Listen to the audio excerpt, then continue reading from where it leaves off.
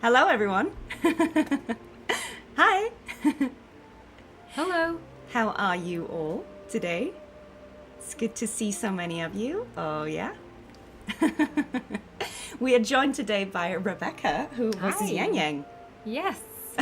I know a lot of you were very excited for this, and we finally made it happen. So thank you so much for coming. Well, thanks for having me, and thank you for asking. It's so exciting to be here with Amanda. I think this is your first live stream. You've been doing interviews, but this is your first stream. I think, well, Naru. No, you did one more. With Naru. Yeah, Oh, you did. before that? Yes, you did the stream with Naru. Yes, but Yeah. guys, we have Yangyang with us in the flesh today, and like we said, what we're gonna do is we will play the very last bit of the story. I have played, do that and talk about it, and then we will maybe watch some of the other Yangyang content. So I know there are some cinematics we could rewatch now that we have Rebecca here, and we could also check out maybe some of the showcases. Well, we have stuff we can look at and, Yeah, and just for sure. chat a bit with you Yeah. guys, because I'm sure you guys have lots of questions, but we'll see what we have time for today. But thank you so much for being here, everyone. Thank you. It's really exciting. I'm really excited for you, Amanda. Of course, of course. You do hear Yangyang. Yes, you hear her live today. You hear her live yeah. Do today. we need to put the fan Oh on? yeah, we can turn the Shall I? fan off. Yeah, it's just the fun one. That's right, yeah. So guys, the heat wave is back in London. So so bear with us. Bear with us. It's hot. It is hot, but we have iced coffees. Not a sponsored stream. Yeah, but, no. you know, We'll do that. we have yeah. So actually, someone made a good point. Like a lot of people don't actually know that your like real speaking voice is actually a bit lower in pitch than Yangyang's is. Yeah. And I think that's the case for a lot of us voice actors. You know, we don't necessarily always play characters that have exactly our voice. you know. Yeah. Yeah, that's true. Do you get that a lot? Oh yeah, totally. Yeah. I mean, especially when I think when they hear me speaking and they go, "Oh, Yang Yang doesn't sound like Yang Yang." Yeah. But you know, it's fun, and that's why we do it. Yeah, I mean, it's voice acting, guys. and that's why you guys are voice actors. Exactly. Exactly. Touche. It's range, but I wanted you to hear it now. Like, you know, it's range, you know? She Yeah. can do all of it. Yes, we do need Yang Yang's ultimate to blow away the heat. We need 7,000 pigeons right now. Yeah. Just They wait, guys. They could just come with a breeze. Yeah, exactly. Yeah, you do have the Ada Wong haircut. You know, you're kind I of do. rocking the bob. I like- love that.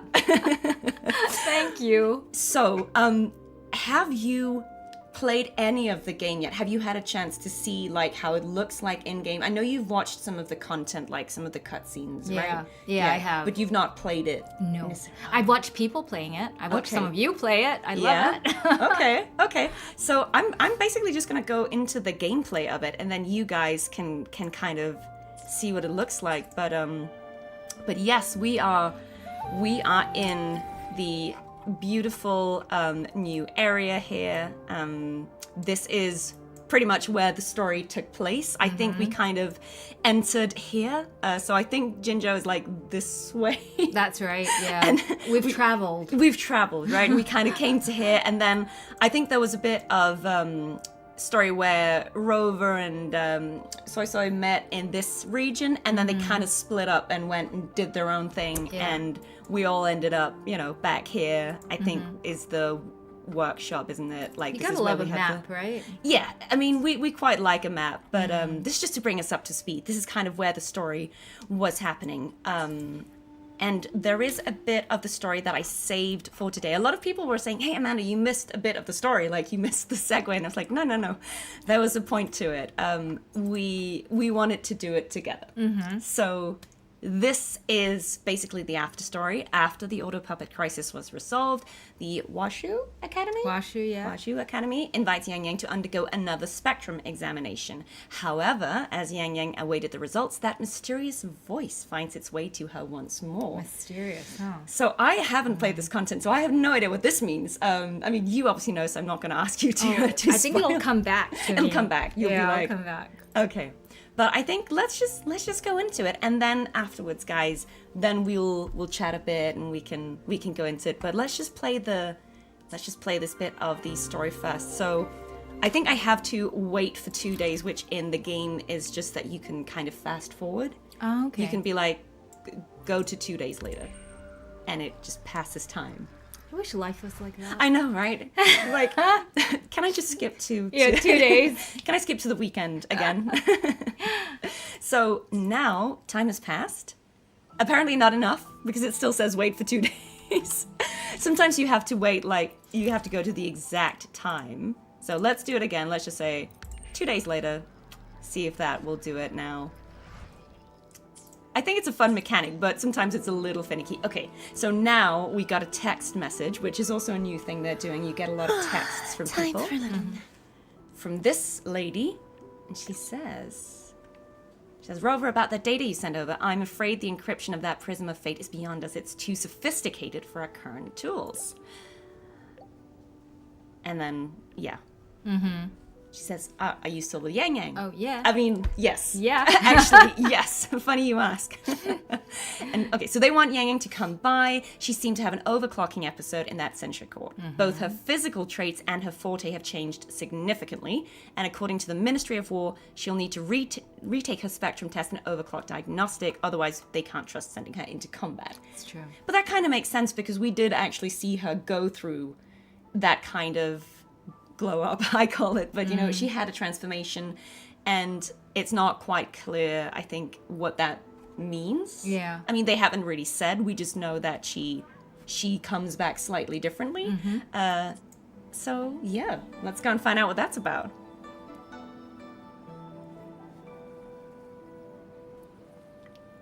All right. Yangyang, Washu Institute is asking for you. It's so pretty. Yeah, Yes, it I really know. is. I received the message as well. I really like her Rover. new outfit. I should I go. love it. It's only a routine spectrum test. Shouldn't take long. Do you see the birds? How have you been Yeah. feeling the last few days? Well, nothing out of the ordinary. I'm still trying to get the hang of this new forte. And I it's can almost like undo a altered tattoo frequencies and on her. restore them. But I would which like to frequencies it works on, and how much I can actually undo, that I still don't know. Okay, so this is interesting because we now know that her new forte is that she can undo them and restore them. Yep. But she doesn't really know which frequencies Yeah. and like how far it extends. So I'm actually quite intrigued to find out more about what that means. Also, her attribute changed. She was Arrow and now she's Havoc. Yeah. Which again, like, what does that imply? I don't know, but I'm excited to find Yeah. out. I think this is the first. Well, this is the first time we've seen a character get a new form this way, and so it's also the first time we've seen a character change attribute. So interesting. I mean, Yeah. I'm just intrigued by the implications of what that means. But Yeah. Yangyang's condition. This isn't a normal second awakening like Jinshi's or Cartethyia's. And this is also quite Right. interesting, right? This idea that it's a second awakening, because that is something we've mainly seen with the Sentinel resonators, like Jinshi and Cartethyia. And we're not going to go into this kettle of fish, guys, because we don't know anything about the anime, but a lot of people were asking me about the anime last time, and it was kind of revealed while I was streaming the second act of 3.5. My gosh. So you got to see my completely unfiltered, flabbergasted reaction to that. I had no idea.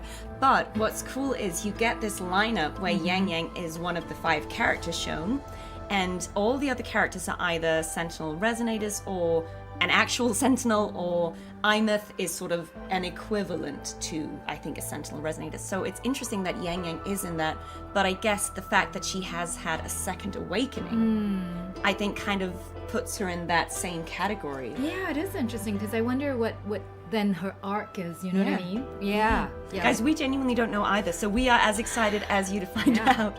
But this is really cool. I think if anyone deserved to get a second awakening, I feel like it's Yangyang, the OG, our best girl. Should I bring her back to the Black Shores for a proper check? No. That will have to wait until we settle things here in Shuangfang. Well then, Rover, I'll see you Hi, later. Jane. Jane is watching. yeah, as well. hi, Jane. Hi. Jane, we love your work. We do. Yes, and Life Lessons will, I'm sure, have some great theories on what has happened with Yangyang. But let's find out. So look, this is what she looks like yeah, in look game. at that. So Look beautiful. at the red. I love the red feathers. Yes. Well, this is the thing, because we were saying on her neck, it at first I was like, is that part of her hair? But it almost looks like a tattoo or like Something that's been. something from the overclocking maybe Yeah. that's kind of left, because when the characters overclock, there's always a kind of visual. It almost looks like a tattoo or like a pattern spreading on yeah. them. Yeah. And I'm wondering if this is what hers looked like. But look at how pretty her idol animations are. Oh yeah, she's writing another letter.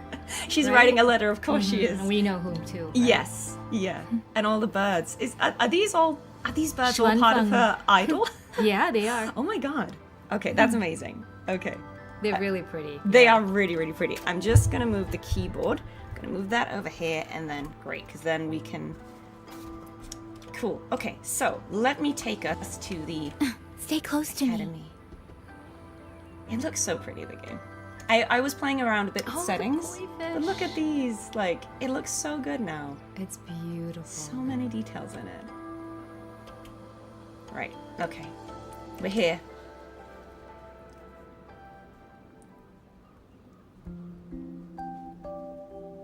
Okay. The test is finished. It'll take some time before the results come out.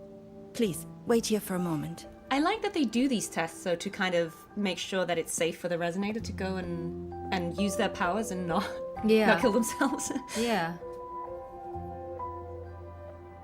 I love as well that her tacit not changed color. It did, right?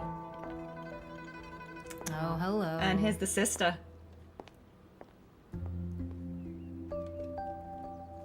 Sister? I ran into Rover back in the city. She told me I could find you here, so here I am. I see. I'm waiting for my spectrum test results.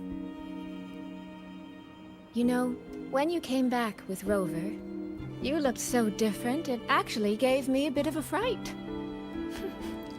She's quite sassy. She I'm is. not quite sure how it happened either. By the time Oh, she we has came one on to, her leg as well. the change had already happened. She's still a bit dazed. Can you Yeah, tell? it's very recent. Just But happened. I'm still me. You don't need to worry.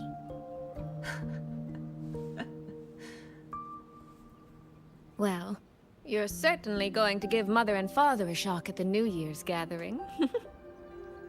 It really has been a long time since I've been home. How are they doing? Oh, yeah, she's from Mingting, isn't That's she? right. Yeah. Wonder what Mingting is like now.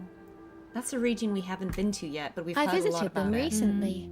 They're in wonderful form, as spry as ever. I heard they're even planning a little trip to Chongzhou next month. That's right. Mother told me to give you this. I meant to bring it to you in Jinzhou, but things got rather complicated. It Oh, very wow. nearly That slipped is my so mind. pretty. That is very pretty. This this? is for you, Yang Yang. Oh, I remember recording this down. This is... Don't you remember our family tradition, darling? Aww, When a that's child cute. comes of age, the parents gift them a musical instrument. Because she comes from a musical Our family, right? chose conches for us. Whether that carried some profound meaning or was just a clever way to check the box, who's to say? I mean, it is very beautiful. Father picked mine out years ago. And this one, Mother spent an entire day walking the shoreline searching for the So perfect special. one That's for really you. cute. That is stunning, in fairness. Just look at the Congratulations colours on in this becoming game. an adult, Yang Yang. It doesn't quite feel real. You know when How when we much were have I recording really this, there grown was since I left no home? color. Yeah, So, I mean, looking at this blue conch is beautiful. yeah. This is the thing, I think people don't always realize that when we're recording, we don't see these visuals. We We don't know don't. what the scenes are going to look like. We have a spreadsheet. Totally, or it's just line sketches. Yeah, and so it's really fun for us as well, even if we've worked on a scene or a bit of the story, to see it in the game, because we don't get the music, we don't get all the beautiful visuals that you guys Yeah. have. So it's just really cool. All right. Enough that I don't think our parents would even recognize the woman standing before them. Oh, soy soy. She's a bit of a sassy one. Right? Why do I look so white? Because I'm pale, guys. I'm like a sickly Victorian child. Also, I'm next to someone who has a beautiful tan. Like, please be kind to me. Also, the camera just washes us out a little bit. It's honestly the camera. But in all seriousness, Yangyang, you might not be able to see it yourself. Oh, what? But ever since we reunited, as much as it stings my heart to admit it, my little sister has grown into someone who doesn't need her big sister to protect her anymore. Soy Soy, no matter what, I'll always be a little sister. That's the one thing that will never change. Really? That's certainly a relief. But I cannot help thinking there are some things you could stand to change, dearest. Say, those heartfelt things you wrote to me in your Oh, she was letters. writing to her too, not just Rover. You might try saying yeah. them to the person they were actually meant for. Oh, she's she's very sassy. Look at that reaction. She got called out. I will say though, I think the detail in her new eyes. It's gorgeous. Yeah, because she had sort of grey eyes before. And it's so funny because I didn't think her design was plain at all. But it's almost like seeing how she looks now, she almost looks desaturated in the previous form. So true, yeah. And it's just interesting so how interesting. colorful she is in this new form. All right. No more teasing. Delegates from the Commerce Guild will soon be visiting the 4-chime shaft post. I need to discuss supply arrangements with them. Just remember to write home when you have a moment, won't you, Yangyang? I think the character models have become so beautiful. They are. They Like the- really That's are. a sister of detailed. mine.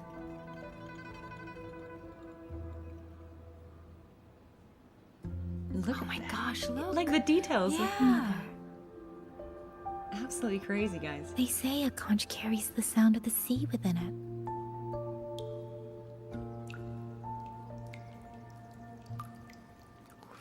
That's so Pretty. I wonder if Look, maintained it's by the almost like sea. iridescent, right? Yeah. This is beautiful. Votary of the Voice. So, you have finally made your choice. Okay. We saw her. You were in the Yes. center court. She was in the... Come with me. I will take you to where it all began.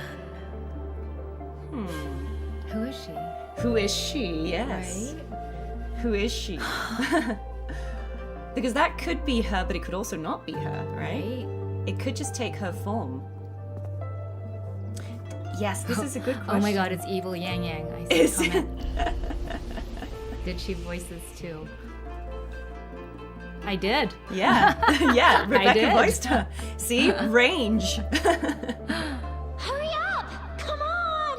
Yangyang, Baija! We're almost at the Gorges of Spirits! Okay, so this is kind of a flashback. Slow This down, is Shisia. We're here to Oh, yeah, survey that's the right, this is a terrain, flashback. not go yeah, this is where we sightseeing. started. This is But where Yang's the stream said a tacit field was forming here. If we don't hurry, what if some poor traveler gets stuck inside? We're in This the was at the middle start of nowhere. of I this doubt bit of the anyone will story. be out here. But I think this is also Shizia, Baijin, the streams. They just brought back a new message. Just ahead of us. Someone yeah. This is where Rover arrived, isn't it? Yeah, I think. I feel like this because we're in the Yes, this is the Gorges of Spirits, right? That's right. Yeah, so she's gone back to that. I think this Moment. is the moment before they find Rover, or like it's echoing that. Oh, I see what you're saying. Right in the beginning. At the beginning of the game, not just Oh at the my- beginning of this patch, because this is one of the first locations that we. I remember this. Yeah. Right. So I think this is either it is sort of we're back in, or it's a Sonoro or an experience that is mimicking that. But I think that's where that flashback is meant to be, which is interesting. They're doing such interesting things in the story. I know. I really There's so love many. it. I feel it's so layered now. You know. It is. It really is. As someone who's very interested in story and narrative in games, I'm loving it. I think it's really cool. Yeah, it's like a spirit realm. That's a good way of describing it, isn't it? Mm-hmm. Oh, there she is again, right? No, this is Yangyang. Okay. Look at how pretty. Oh, okay. So it does kind of seem like it's a constructed this- space. The Gorges of Spirits? Oh yeah. Let's put it back on. Yep. There we have it. She was the first variable. A chaos system that broke this world from a determined chain of cause and effect. Ooh, I like how you did that. Mysterious. You could say your encounter with was inevitable. Is that Rover's real name? Or you could say it was a miracle unlikely to repeat in a billion iterations. Okay. The This does fixed take us ending back. may have already collapsed. From here on, even I cannot see where the raindrops may fall. Oh wow. But one wish I still hold.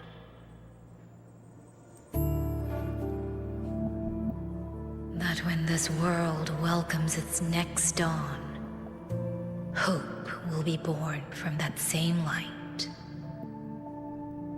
Well, That's interesting. I'm so intrigued by this. I love it. Who are you? There we go, guys. Yeah. We all want to know this. We know. We want to know. Echo of a passing breeze. Well, this is so interesting because this could be Yangyang and it could also not be her at all, but just an entity taking the You shape. have heard this voice countless times before. I am sorry. I cannot tell you more. Not yet. But this certainly, I think, tells us that Yangyang is a significant character. You know, she's not. Votary of She's the not irrelevant to the voice. story. No. She's calling her Yangyang. votary of the voice. Yeah. Your journey will start soon. And her From journey's this going to day start, forward, guys. It's not even I started. ask only one thing of you.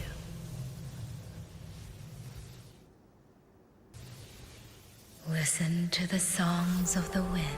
I mean, this is clearly Ooh, I just thought she was. a divinity kind is, of thing, right? right? This is this. Those leaves are like what we saw with the Sentinel and Puriton Renacita. I think whatever that thing, whoever that was, Yeah, she's vitals are she's stable. telling her something. She should be yeah. fine. Oh, there we very go. cool. This And is then no now we've place got to Rover. linger. I'll go to the survey point to gather the data. Yangyang, Chixia, you two stay here and keep an eye on her. Once she wakes up, that's meet me. Baija, isn't it? Understood. Leave the rest to us. This is really cool. I've had this theory for a while that maybe there was going to be something in the story that was cyclical because it feels like a lot of the things we get told that have happened of significance happened 20 years ago. There's a lot of things in the story that happened exactly 20 years ago. And this idea of Rover losing their memories but having been here before. I have this theory, and this is just a fan theory as a player, not as anyone who worked in the game, that maybe we're in these like loops, you know, time loops or something, or there's a part of the story that is repeating cyclically. I don't know, but I'm really interested in that. That is interesting because that would explain a lot of things, right? It could. Awake? It could, certainly. Let's see. Let's see. But yeah, this is gorgeous.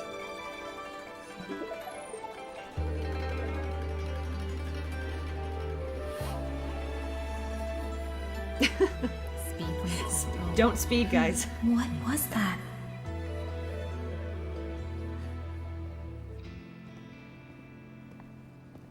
Strange. I only have a vague Oh, so recollection she of what I can't saw. fully remember the vision. What should we say? What do you want to say here? I- You'll be Rover today. Like, okay, let's just go. Something wrong? Yangyang? Rover. I love how concerned she always looks. Right? It's She really nothing. cares. I just It's spaced out for a interesting that she moment. doesn't remember the vision. Do you still remember the first time we met?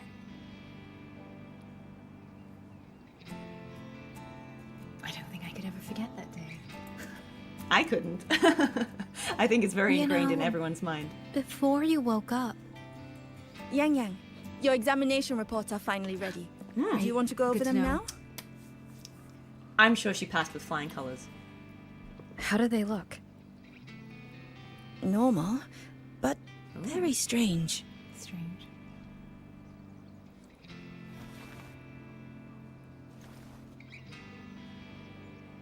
Compared to previous reports, my spectrum pattern looks nearly the same. So okay, does that's my interesting. rebel's curve. Does that mean nothing has actually changed? Which is weird, right? But Yeah, Yangyang I mean awakened a new vortex. something changed. Yeah. Technically, But it could be that she already the had results it, should but show a couldn't resonance with the access it swan before. wingbird, shouldn't they? That I don't know. But I do know the reports can't be wrong. Okay. Shuangling birds are remnant creatures that went extinct long ago. So it's simply impossible for us to compare she their has frequency absorbed with yours. frequency from Yeah. the people. Interesting. Perhaps the changes in your body are simply beyond what Hua Shu's current testing methods We don't can have the identify. knowledge yet Yeah. to understand this. The tech isn't up to date. Yeah, I guess so. Oh, they've just never seen it before. Like, Or if they they- have no yeah. If even point of Washi reference. Academy can't make sense of it. She's Our just tech a whole is new standard breed. across the world. Even if you went to Mingting, the results would still be the same. So she's a mystery. What's happened is a mystery. Yeah. But that's really cool. From what I've heard, only the new Federation Ah. has deeper Oh no, we research have to into go to the new resonators than Federation. Honglong. It's possible they would recognize But what that's this cool, is. because that could mean that Yangyang has to go with us. Yeah, that would be But for fun. now, all your indicators are within normal range. The changes won't hinder your daily life or combat effectiveness. Which is Take good. these reports. Yeah. You It may would be report to shame the Ministry if of she War. couldn't go Good with luck us and out there, fight. Watcher Yangyang. Oh, her gourd is beautiful too. It really is, yeah.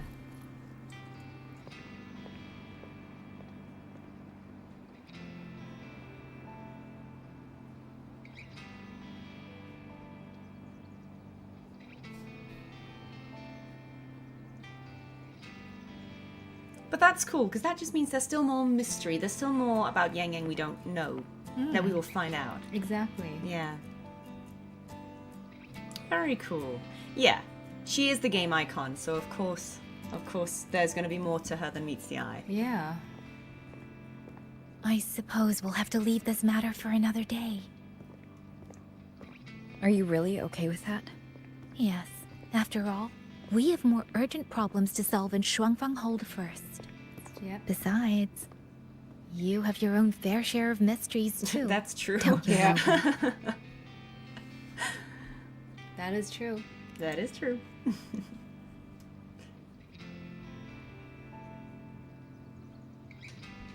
This power, though I still don't fully She's understand touching- what it is. Yeah, she touches. Right. Yeah. Now that I have it, I feel like I can protect more people than I ever could before. Perhaps one day I'll be able to.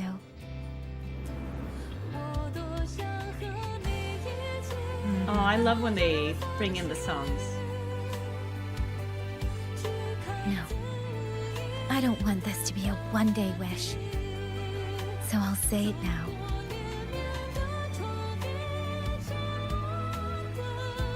Rover, I want to stand beside you. Sorrow or smile, stillness or storm. Whatever comes, Yeah, the details. I want to face it standing beside you. If you're the Look how wind that wanders, determined she is. She is. let me be the bird that sails upon it.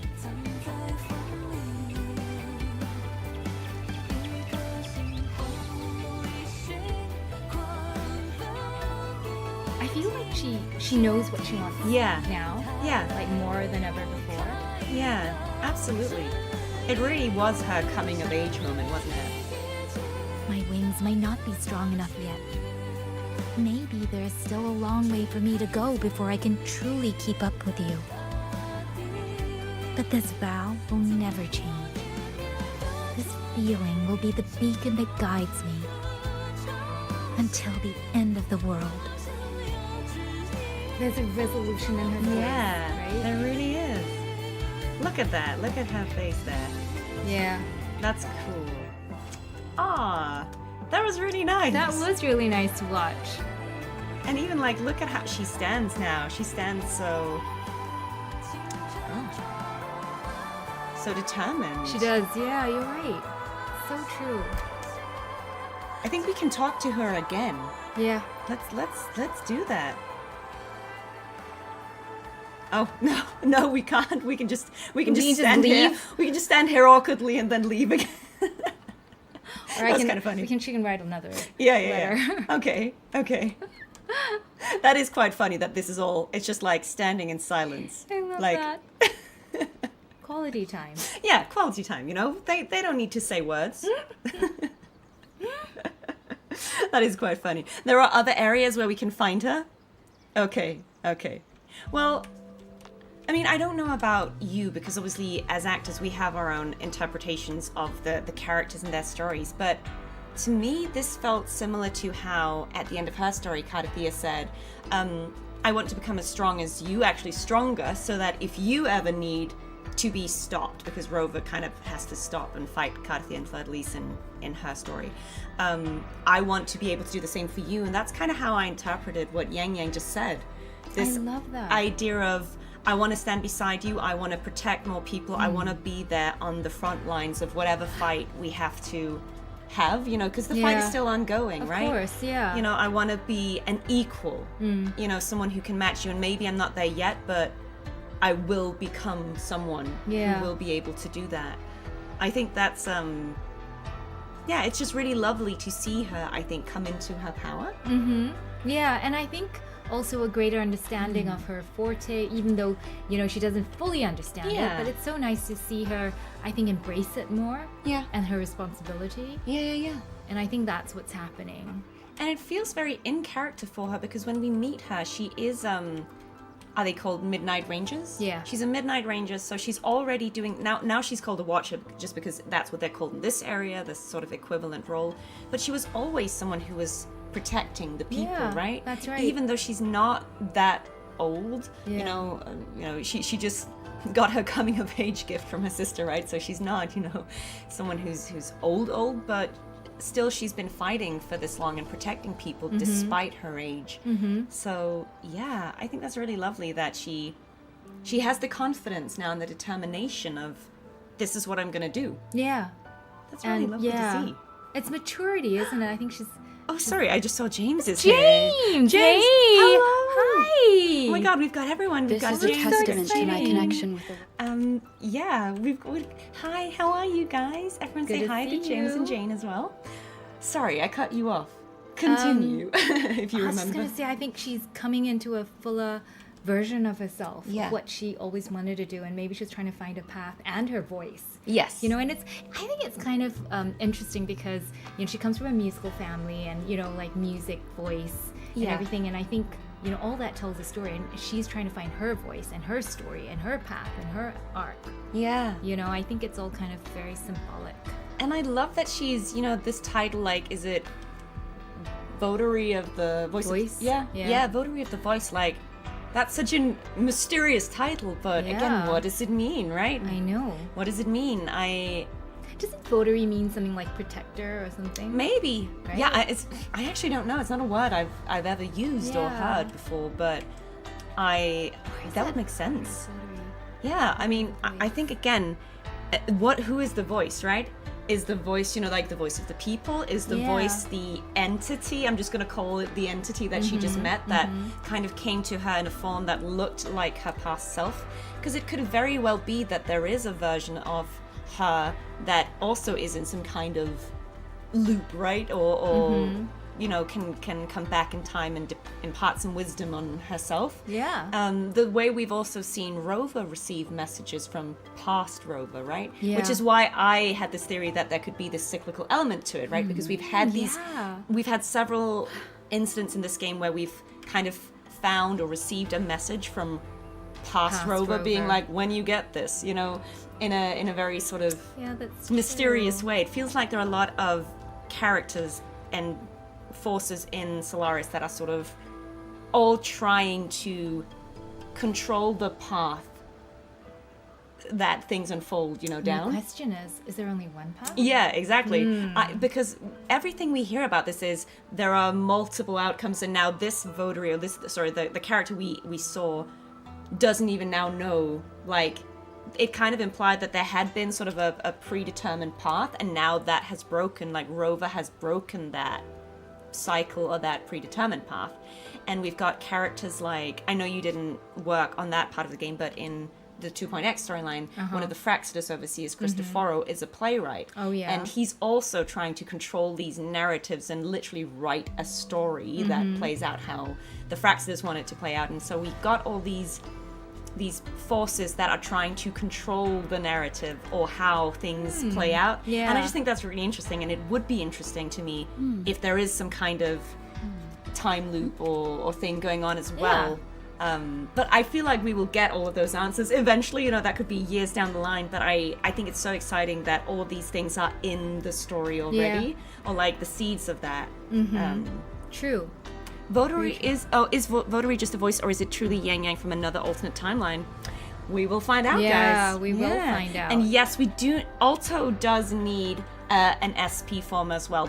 I would agree. love 5-star Alto. I would love 5-star Alto. Oh. Actually, I have a little gem. What is it they call, like an Easter egg? Yeah. So, Okay. Since because Alto was here. Yes, James.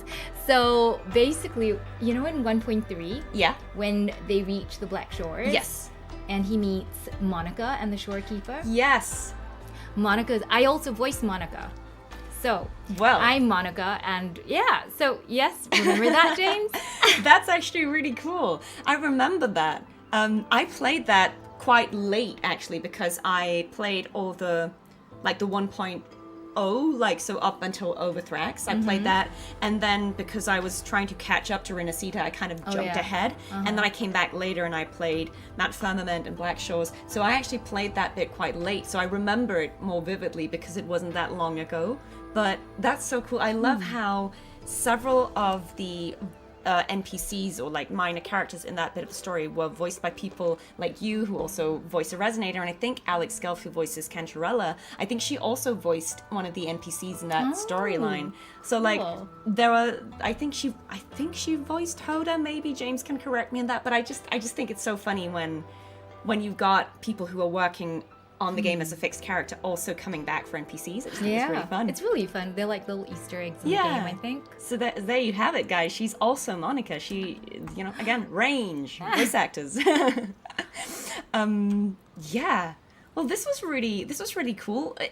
What did it feel like seeing it after, you probably voiced this a while ago, so does it feel very different seeing how it actually comes together in the game with all the animations and... It's like full circle. It's so beautiful like I'm blown away by the artwork, and also just the character animation. And just, I think, the story as well. So, because, we, like, as voice actors, that we always do this in isolation.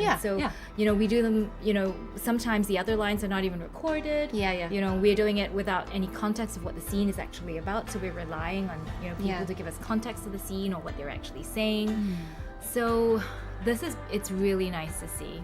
And I just remembered thinking, wow, like from line sketches to this. Yeah. It's beautiful. And I guess as well, because I think a lot of people have asked me about this, so I'm sure a lot of people are curious about your thoughts on this.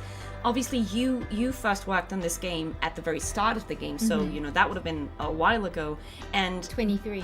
Yeah, 23. November so that's a while ago, guys. Right? That's when you first started working on it. And obviously, as any live service game would be, like, it evolves over time. Not just like, yes, it's gotten even prettier. It was always pretty, but oh wow, look at this rude NPC. I know, just like right through over, like, get out of my way.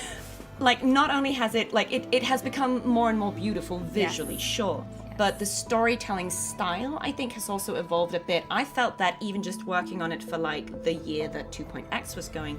Do you feel like coming back to it after a fairly long break, can you tell that the storytelling style has evolved from how it was when you originally worked on it to now? Oh yeah, massively. I think it's become so faceted, multifaceted. Yeah. It's become really, I think, they've really gone into, I think, the characters' backstories and really considered the arc and why they were there and what journey they're going on.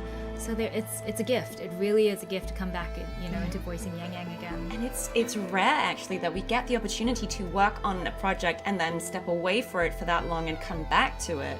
It's actually quite nice because not only again does the story and the game and the community evolve in that time, but also we as actors always evolve. And so you come back with, I'm sure things changed in your personal life in between that gap. So you come back to it with more life experience and more, just everything.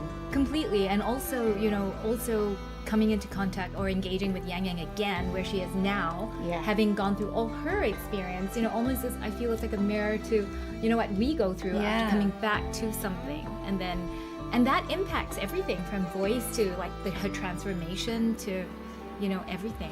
Yeah. So you're right, completely. It's amazing. And yes, I saw people asking, typically we record separately, so you wouldn't have recorded these scenes with Jane or Chase or I don't think the voice actor for Soy Soy has been announced yet, so we're not going to go into that.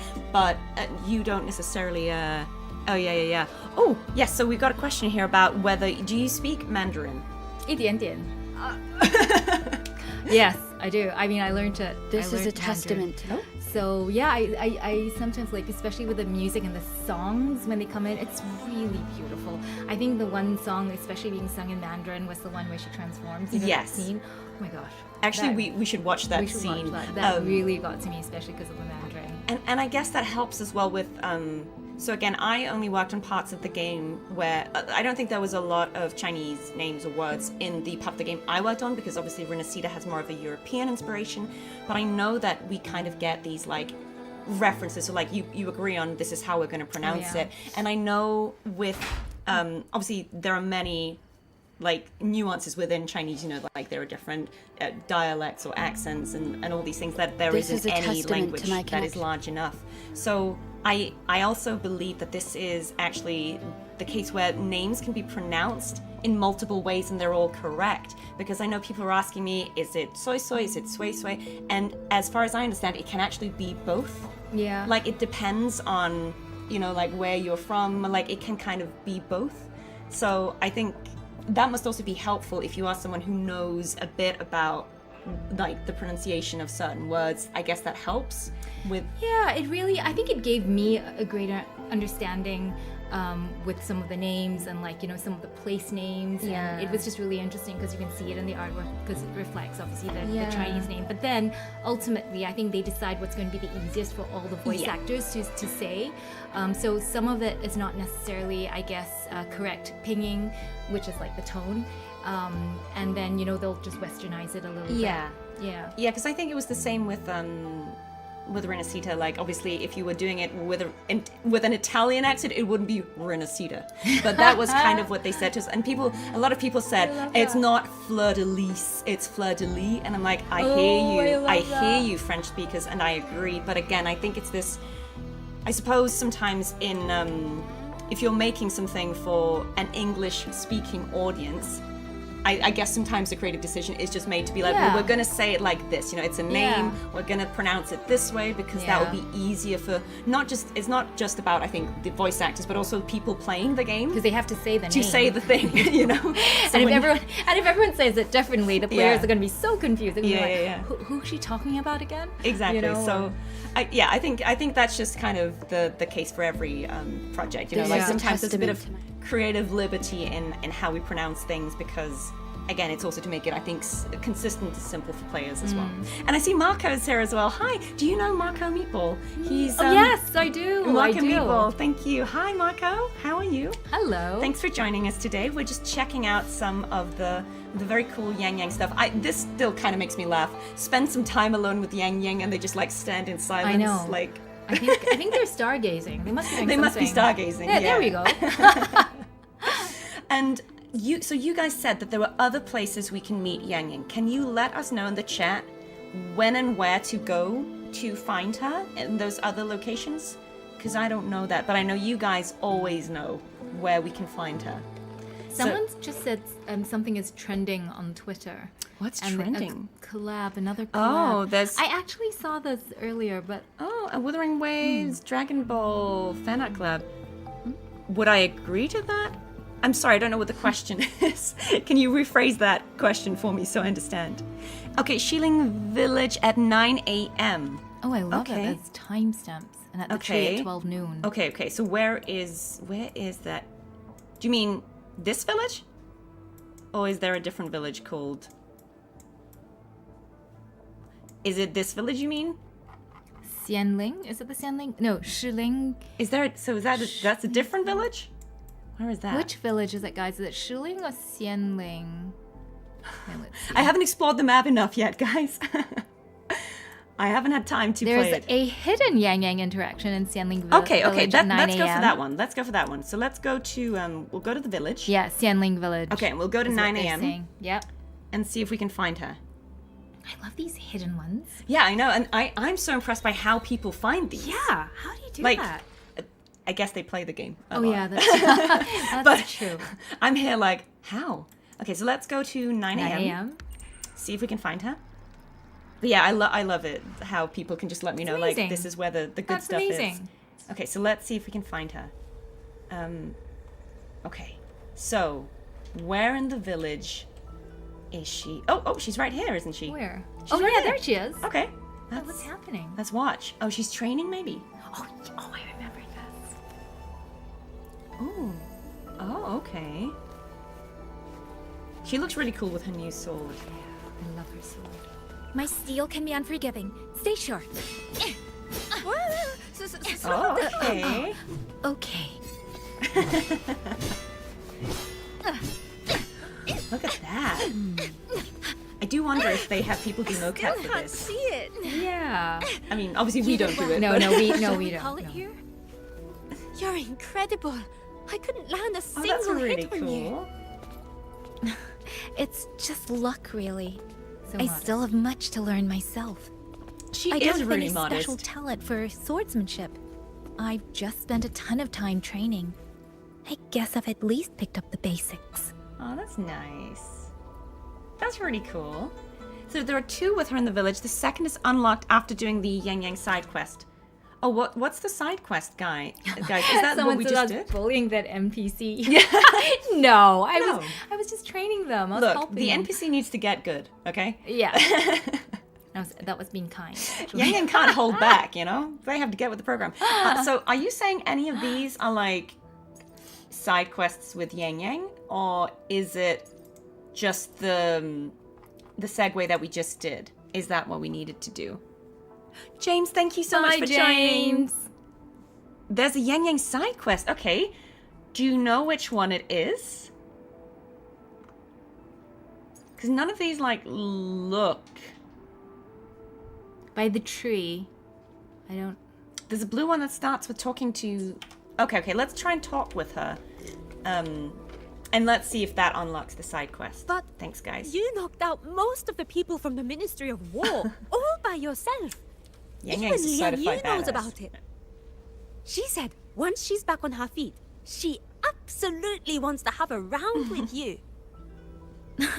Really? Oh, Well, okay. I truly hope she has a speedy recovery. It'll definitely be a fun one to watch. You could even hold a tournament. Who knows? Oh. The Ministry of Foreign Affairs might already be getting tickets ready. And look at the details on her sleeve. Sorry, I'm I just getting, like, know. distracted I'm by... It's like sure netting. it won't be Yeah. that big of an event, right? Okay. So, to unlock this Yangyang side quest, do we need to talk to her somewhere else? What are you guys saying? You know all the secrets. By the tree. That's right. What tree? It's the tree in the village where the elder talked with Yangyang about the sword. Okay, so that's still this village, isn't it? Okay, so where she talked about the sword, I know what you guys mean. I don't remember where it is in the village. I love how it's always saying, stop speeding. Let's follow the path and see if we can re-find that place. I do remember... I just don't remember where it is in the village. I don't think it's this way. I think it's this way. Let's find out. This is a very foresty village. It is. Right? Oh, is it over here with all the leaves doing mysterious? Ooh. I think it might be. What's Yes. going on? I think so, because this is where we got the sword from. Oh, So yeah. you said 12 p.m. Let's try that. Are you asking if I would like a Wuthering Waves Dragon Ball collab? Why not? I mean, sure. I think collabs are pretty fun. Mm-hmm. Okay. To get the side quest, you need to head to the Xuanfeng Ministry of War and talk to Yangyang as she's talking to some of the wardens. Okay, so we can do that next. But so we're here at the tree at 12 p.m. I don't see Yangyang. What's all those things hanging Oh, I down? see Yangyang. My bad, guys. I was just not looking in the right place. I love how people know where these things are. I don't even know what I did at 12 p.m. okay. yesterday. Would you do us the honor of voicing Yangyang since she's not voiced here? Oh, yeah, sure. And you could just say Rover instead Yeah, of... of course. I'll go. Rover, you made it. Oh, have you had a chance to look around Xianling village yet? Not yet. Liang Yu offered us her house. She said we could stay as long as we need. I tried to turn her down. Oops, sorry. That's all right. Rover, I imagine you'll still need a place to stay. We don't know how long we'll be in Xuanfeng, so whenever you need rest, the village is always open to you.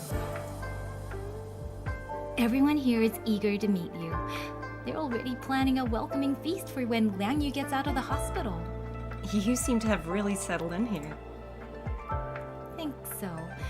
I'm not sure why, but maybe it has something to do with the Xuanling birds. Everything here feels oddly familiar. Everyone has been so warm to me. It reminds me of when I first arrived in Zhenzhou. Since I've taken on the role of a Xuan Watcher, I cannot afford to let Commander Chu Hong and the rest down. Wherever I am, what I need to do does not change. Rover, it's the same for you, isn't it? Yeah. We'll be seeing each other all the time now. That reminds me. I know it's a little strange, since we're in the same place now. But could I still write to you? Some things only seem to find their way out when I put pen to paper. I would miss it if you stopped. This time, I won't have to rely on Lolo logistics. I can hand them to you myself. That's so cute. Thank you so much for doing that. Look, I was reading the chat and they were like, oh my god, like free voice acting, you know, and my ears are blessed. We're blessed to witness this live. I feel like it's actually in-game. Yangyang voice is soothing. This is a tradition on this channel. The unvoiced lines we read, and it's so much better when I have a guest because otherwise I have to do all the voices and I'm doing really poor impressions of all of you. I don't think so. I think you're great. Never bring up my Irish. But that's really cute. That's so sweet that she still wants to write to us. I know. I love that. I love that. Yeah, and like, guys, look, you saw it here. Like, there is... The magic is just the voice actor. There is no, like, cool effects or processing happening. Like, we kind of just sound like the characters because this is the job. Yeah, exactly. So you've been doing this character for a while, so... Yeah. Oh, that was so good. It's fun. Well, okay, so let's go to Where did they say? The Ministry of War, Oh, yeah, I that's think, right. is what they said, right? Yeah. Okay, so let's go. Oh, actually, wait. Oh, okay. Fast. So basically, this just means we need to step away. Sometimes you kind of go into a cutscene form. So I think now I should be able to travel here. Let's go there. And see. Yes, this was cinema. Yes. So we're going looking for the... Ooh, is this... I see a new quest popped up. Is that the one that Morpheus... Oh, we're now friends. Why? We weren't before. I don't know why. Also, I love that this is like his bio. State your point clearly and back good with data when needed. Why does that seem so like something he would say? I also love that we initiate the conversation by sending him like a random emoji. That's so funny. That is so random. Hi. What was in your file regarding auto puppets? Patient son watching the immune foxes in show. Why is he so funny? Okay, so he says, I can't think of his voice. Can you? I can't. It's What's it like? What is this? It's Joe May. What is his voice like? It's like, the question we now face is right. that although the shape of, I thought so, yeah. It's like a cool American voice. I mean, I don't have as cool a voice as him, but the question we now face is that although the shape of the kernel bears a striking I'm probably not doing it right. Yeah. But yeah, he just says, although the shape of the kernel bears a striking similarity to the Court of Savante linkage components, their critical structural elements, however, have literally nothing in common. Apologies, a force of habit. It's been some time. So he just goes straight into tech talk. It's like, okay, go on. Say more. Yes, tell us. Tell us more. He says, I've been reading through some old archives, and I can confirm that whilst the Autopuppet were created by Shin, the technologies that actually set them in motion clearly bear traces of automata mechanics of the Court of Savante. Being high-precision instruments themselves, they also serve as the primary defensive force of Shuangfang Hold. If we can discern the principles behind their ingenuity, we may just find a breakthrough into new weapons research. Of course he's thinking about military applications. Oh, yeah, of course he is. So we're like, huh? Okay, you want to make new weapons? Yeah, why? What? Still in the conceptual stage. Right. The incident in Shuangfang Hold speaks for itself. The enemy will not show mercy simply because we're unprepared. In other words, the more defensive measures we have, the better our chances of seizing the initiative. Unfortunately, data regarding autopuppets here in Jinzhou is pitifully scarce, and anything that comes remotely close to critical information has been intentionally redacted. What exactly is the power source of the kernel? Is it a tacitide variant, or is it something else? Baizha mentioned you came into contact with a substantial amount of autopuppets in Shuangfang Hold. I'd like to hear about them. The more detail, the better. Okay, that'll take a while. Yeah. Can we send you an email? Exactly. It appears to be a significant amount of information. Going back and forth over Waves Line would only waste time. You'll be staying long at Shuangfang Hold, I presume. Perfect timing. I had plans to visit Shuangfang's Ministry of Development soon. If it's convenient for you, we can meet at the ministry. Let's talk in person. I'll keep it straightforward. Thank you. All right. I don't know if this was the one that we were looking for, but... Are we on the right path? Oh, Naru! Hey! Hey, Naru!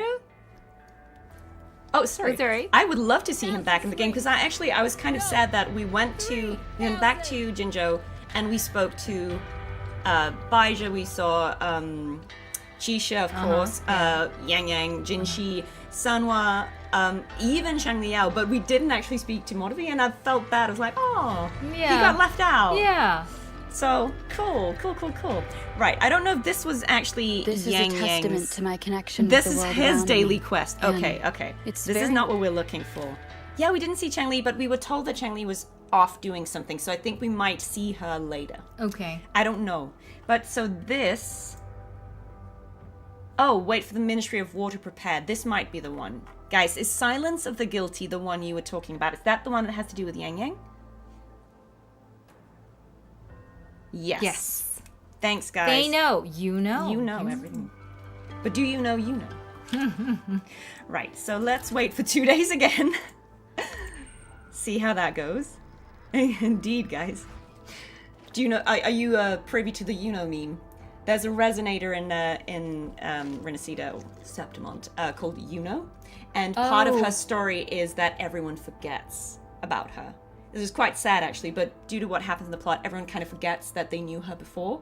So it's like, do you know you know? Do you know you know? Like, Clever. It's a little joke. I mean, Rover knows you know, but that's it. Now that you've got it in my head, I can't unhear it. Yeah, I know. I think the Rovers even had a line that was kind of like, well, I know, but do you know, Really? you know? That's so funny. Okay. Let's see. Okay, now we can talk to Yangyang. Excellent. What are they doing here? I think these guys are just training. Oh, okay. But let's see.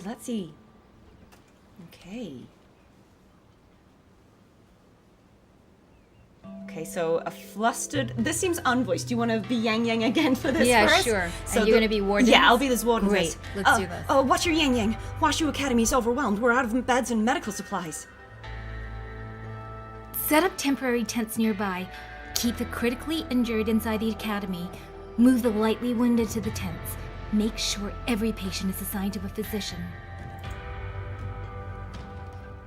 Reinforcements and medical supplies from Jinzhou are already on the way. Please, everyone, hold on a little longer. Watch your Yangyang. 3 new rogue autopuppet signals outside the hold. We only have 2 squads available. Dispatch both squads. Send a scout to the 3rd to track the autopuppet. Once finished, have both squads regroup at the 3rd location. Everyone, please stay safe. Watch your Yangyang, and the pension arrangements for fallen soldiers. I didn't realize being a Xuan Watcher meant carrying this much weight. I should help her shoulder some of it. Yangyang, is there anything I can help with? Rover? No. You've already exhausted yourself protecting this hold. Please, rest a bit. I'd feel better that way. Don't worry. I can manage the work on my own. I've already rested enough. Let me help you. Yangyang, you've done more than enough already. I'm fine and Shuangfang Hold is short-handed right now. Let me share the load. All right. Thank you, Rover. With you here, I do feel a little more at ease. Speaking of which, there is something that might be just right for you. Mr. Hui Huan from the Ministry of Development reported that Mu Yu, under the alias Shen Yuan, had been working inside the ministry for years. In case he tampered with other autopuppets as well, Hui Huan has already isolated and contained a large number of suspicious units. But his method is unclear. If we destroy them all, our defensive system will be severely weakened. So we need to identify the real threats precisely. Exactly. If we can trace what he did at the ministry, we may be able to run a second screening and save the rest. Rover, can I leave this to you? Of course. I'll do my best. Thank you. I'm sending you the data now. More live They voice work acting. together. I know. Okay, so... So is this Kurusha thing. Kuro should pass. This feels illegal. Hey guys, Yeah. you saw it here first, you know. Mm-hmm. This is the place you can come for free voice acting. In this economy? Okay, so let's see what happens. Did you know that was a little extra bit of story with Yangyang? No. Because sometimes they have these side quests and they're not voiced because they are side stories, so they are like optional content. But it's kind of fun. Like, I feel like let's see where it goes because it still pertains to your character. Exactly. And they're usually not that long. So let's see. And she goes into combat mode. Sorry? She goes into combat yeah. mode, you know? She does. Okay, so this is the guy she was talking about, right? Mm-hmm. Yuan. Maintenance logs, maintenance patterns. Not enough. Think, damn it, think. Oh, I like them. There has to be a way to separate the rogue units from the rest. Do you want to read Robo now? Hello. Oh, sorry. It's all right. I clicked it too soon. It says, oh, you are the one who fought alongside the Xuan Watchers. Good. We need all the help we can get. I'm Hui Huan, head of the Ministry of Development. I'll cooperate fully. About Mu Yu. Mu Yu. I still prefer to call him Shen Yuan. He worked here for over 20 years. A quiet man, always kept to himself, but his skill was unmatched. Many juniors trusted him. A few days ago, he stopped showing up. We thought he'd fallen victim to the rogue autopuppets. I never imagined he'd be planning this for 2 decades. Don't blame yourself. He deceived everyone. That's kind of you, but you don't need to make excuses for me. I was the one who failed to see through him. Because of that, he abused his position and caused this disaster. Soldiers and civilians were hurt by those rampaging units. As the leader, that responsibility is mine. Shen Yuan is gone, but the units he worked on remain a risk. When this began, I examined the wreckage of the rogue autopuppets and found a pattern. The only common factor is Shen Yuan's fingerprint on their casings. That suggests only the autopuppets he directly repaired had the potential to go rogue. So you flagged all suspicious units? Yes, but it was an emergency measure. The net was cast too wide. The number of contained units is far beyond what we can afford to destroy. And I keep thinking, he couldn't have touched all of them himself. There must be a more subtle clue I'm missing.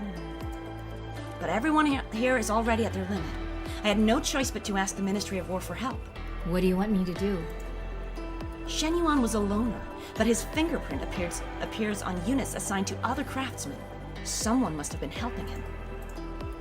I need to find them and gather more information, but the screening process is really wearing me thin. I'll have to rely on you. Ooh, okay. I know. Oh, all right then, all right. Interesting. Okay. KR's here says, oh my god, what, my two mains are playing Woo together? Yangyang and Cartethyia are your mains? Aww. Excellent choice. Very, very good. Ooh, okay, we got a lot of people here we can ask for clues. Let's see this guy. Okay, why don't you read Rover for all of these and I'll read these random guys. Yeah. Okay, Cool. just a bit more. I'll come up with a new criteria for identifying rogue units. But our job is to examine the work of other craftsmen. We haven't even repaired an autopuppet in ages. Shen Yuan did this in secret. No one found out and no one is blaming us. Why are you pushing yourself like this? Are you listening to what people are saying? Are you doubting yourself because of it? Oh, nonsense. I am frustrated I didn't see through him, that's all. But figuring out how to distinguish the rogue units isn't about proving myself. Hui Huan believes Shen Yuan couldn't have done this alone. He must have misled us, which means there are only two kinds of units left. Safe ones and tampered ones. Setting the examination criteria and identifying subtle differences, that's what we do. Helping Hui Huan draw the boundary between normal and rogue units is my unshakable duty. But even if we identify them, we can't handle this alone. Xianshan, do your part. Hui Huan is leading his team, searching for the root cause, and even if Shen Yuan hid his methods, don't underestimate your fellows. Understood. I'm with you, Master. Oh, I thought Rover would say something of this. No, good advice. I like that. That is good advice. Yeah. Oh, okay. Well, let's get a different clue then. Let's go and chat to this fellow. I'm assuming now Rover will have a conversation with him. Let's see. That Shen Yuan was always acting so suspicious. I knew he was plotting something behind our backs. If he was that talented, why not create something of his own instead of stirring up an autopuppet rebellion? He's dragged both the Ministry of Development and our autopuppets through the mud. Unforgivable. I'd like to hear your opinion on Shen Yuan. A hypocritical fraud. I've hated him from day one. So you actually know what he did? I was never one of his people. We barely spoke. Why would I care about his crooked schemes? But if you really want to dig deeper into him, don't ask me. Go find Ju. He used to stick to Shen Yuan like a shadow. There's no way he doesn't know something. All right, I'll go talk to him. All right. Oh, so it's literally this guy. Yeah. He says, so, you finally came. You know me? You fought alongside the Midnight Rangers during the Tacit Discord outbreak and defeated the Overthrax. And then you stood with the Xuanfang Wardens to protect this hold, unraveling everything Shen Yuan spent years building. The rover who's pulled Huanglong back from the brink more than once. Of course I've heard of you. I figured you wouldn't show up unless it was serious. I'm here on behalf of the Ministry of War to investigate Shen Yuan. I understand. I do know a few things, but there are too many people here. Let's talk somewhere quiet. Sure. Lead the way. Ooh, okay. I know. The plot thickens, guys. I know. What's gonna happen? I like the side quests. Yeah. Says, I was close to him. I admired him, but I never expected such malice in his heart. And even though I never meant to be his accomplice, that's exactly what I became. He was the most skilled craftsman I've ever seen. I wanted to learn his techniques so badly that when he offered to demonstrate them on the autopuppets I was assigned to maintain, I know it was against regulations, but I still agreed. Later, I tried to promote those techniques, so I introduced him to other craftsmen and walked straight into his trap. So, Shen Yuan managed to tamper with more autopuppets? Exactly. His methods couldn't reach the core directly, but he found a way to seize control authorization. Mr. Huiguan discovered that, which is why every unit Shen Yuan touched was flagged as high risk. But there's more, something only I know. When repairing units, Shen Yuan mixed standard and new methods, leaving nearly identical fingerprints in both. That's why it's so hard to distinguish normal units from tampered ones now. But I've watched him repair over 100 units. I can spot the tiny discrepancies between the two methods perfectly. If you trust me... I have no reason to trust you. You broke the rules and hid the truth. Why should I trust you? You're right. I can't escape responsibility. But I still hope you'll give me a chance to make this right. Give me 2 days. I can handle every rogue unit myself. Then I'll turn myself into the Ministry of War and tell them everything. Why not turn yourself in now? If I go now, everything becomes public. It's not the right time. For many craftsmen, finding out their units were tampered with by someone they trusted, it's too much. I'm the one who introduced Shen Yuan to them. I gave him access. It's my fault. I can fix this without dragging others into it. Once it's done, even if they find out later, it'll be easier for them to accept. He looks determined, as if he's decided to shoulder everything alone. Yet it also feels like he's trapped in a heroic delusion of self-sacrifice. Accept his request and head to the Development Codex for more information, or choose another path. You've already made up your mind. Wait, we get a choice? Wow. What? Okay. So he says, Rover, please believe me. I'm just as determined to fix this. Have you decided? Will you help me? This will actually influence... Okay. I feel like we need to make this choice together. Yes, okay. What do we think? What do we think, guys? What do we think? So, okay, so we can... so we've got 3 choices, right? We can... This is what he wanted us to do, right? Yeah, exactly. Or we can say, nope, don't trust you. And We're gonna just come with me, right? And we can also say a third option, which is don't underestimate your fellows, as in give them more credit. What are you leaning towards? I do feel like... I know we have no reason to trust him, but I also don't think he's a bad person. Yeah, I agree. I think he wants to make amends. Okay, so should we go with I'll head with you? Well, we can either... This is like trusting him fully, Or right? don't- And this is yeah. like a middle ground. What do you think? Because that's like continuing the conversation, right? Yeah. Let's do... Yeah. Shall we do this one? Mm-hmm. Okay, we'll try the middle ground, Let's try- guys. we'll We'll try see what that. happens. See. Yeah, someone says we're like detectives in this patch. Yeah, we'll see what happens, guys. Okay, so Rova says... Don't underestimate your colleagues. I've spoken to many of them. They're all working hard to fix the problem. You're not as fragile as you think. If I turn myself in now, I'll be locked up. My work, my life, everything will fall apart, and... Sonny, she's my best friend. I don't even know how to explain this to her. More importantly, many craftsmen won't be able to handle the truth about their units. It'll cause unnecessary panic. Don't assume that. Listen to me first. Ooh, we need more clues. So we can step away and find more clues and come back. Okay. That makes sense, because it's really hard just finding everything out from Yeah, just talking to I them, right? like. Yeah, this is like, guys. This is like Disco Elysium. I like that we can detect. Shall we know. go and find more clues before think we- yeah, Okay, I think so we we'll should. say we'll come back to you, and we'll go and chat to his friend. We'll go and chat to his friend. She's down there. Oh, Sonia. Yeah, she's down here. Oh. Let's see what Wind she has guide to me. say.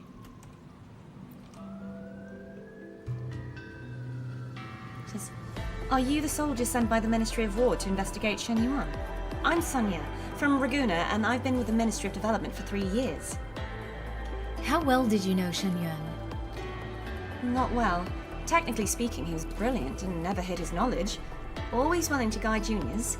Many trusted him, and I used to respect him too. But after everything that's happened, I've been thinking a lot. No matter how skilled you are, technology should always serve people. Using what I've learned to fight the tacit discords and protect people here, that's what I truly want to do. What have you been doing lately? I've been watching someone close to me. Jiwoo. He used to stay near Shenyuan often. He's been on leave lately, but 2 nights ago, I saw him sneaking into the containment zone at night. So I had a keeper from the development codex check his access logs. Turns out, he's been going in every night since his leave started, and leaving right before Mr. Huan's team begins their shift. I confronted him.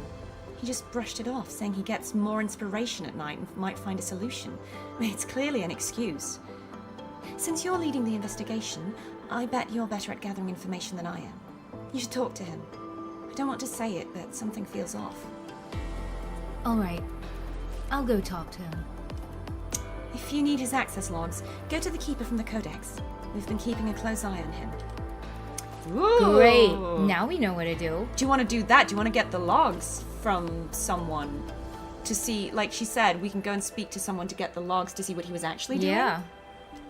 Because I guess then if we go back to him, I don't know who has the logs though.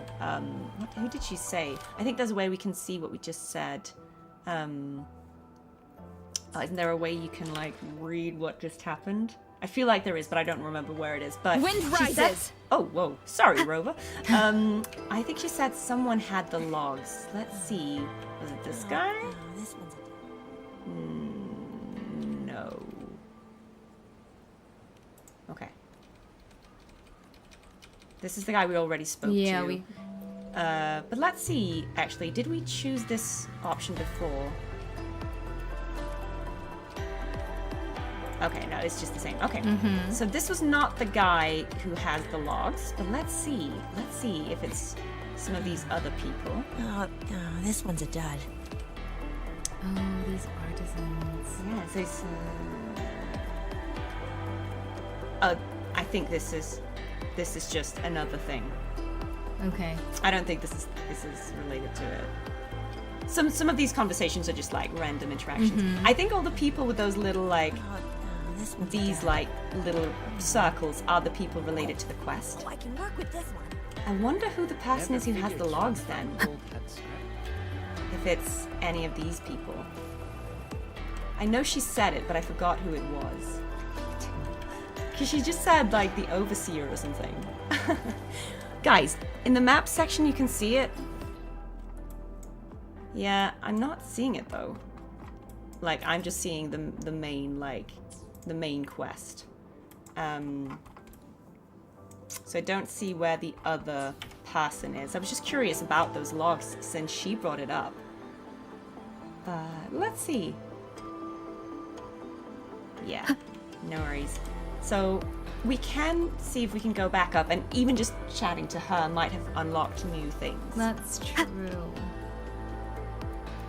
See how we get up there. Is there like a staircase over here? I think there is, yeah. All right, well, let's see. I like that they've introduced something where what we do actually affects the outcome. That's quite new in this game. So let's see. We can chat with him again.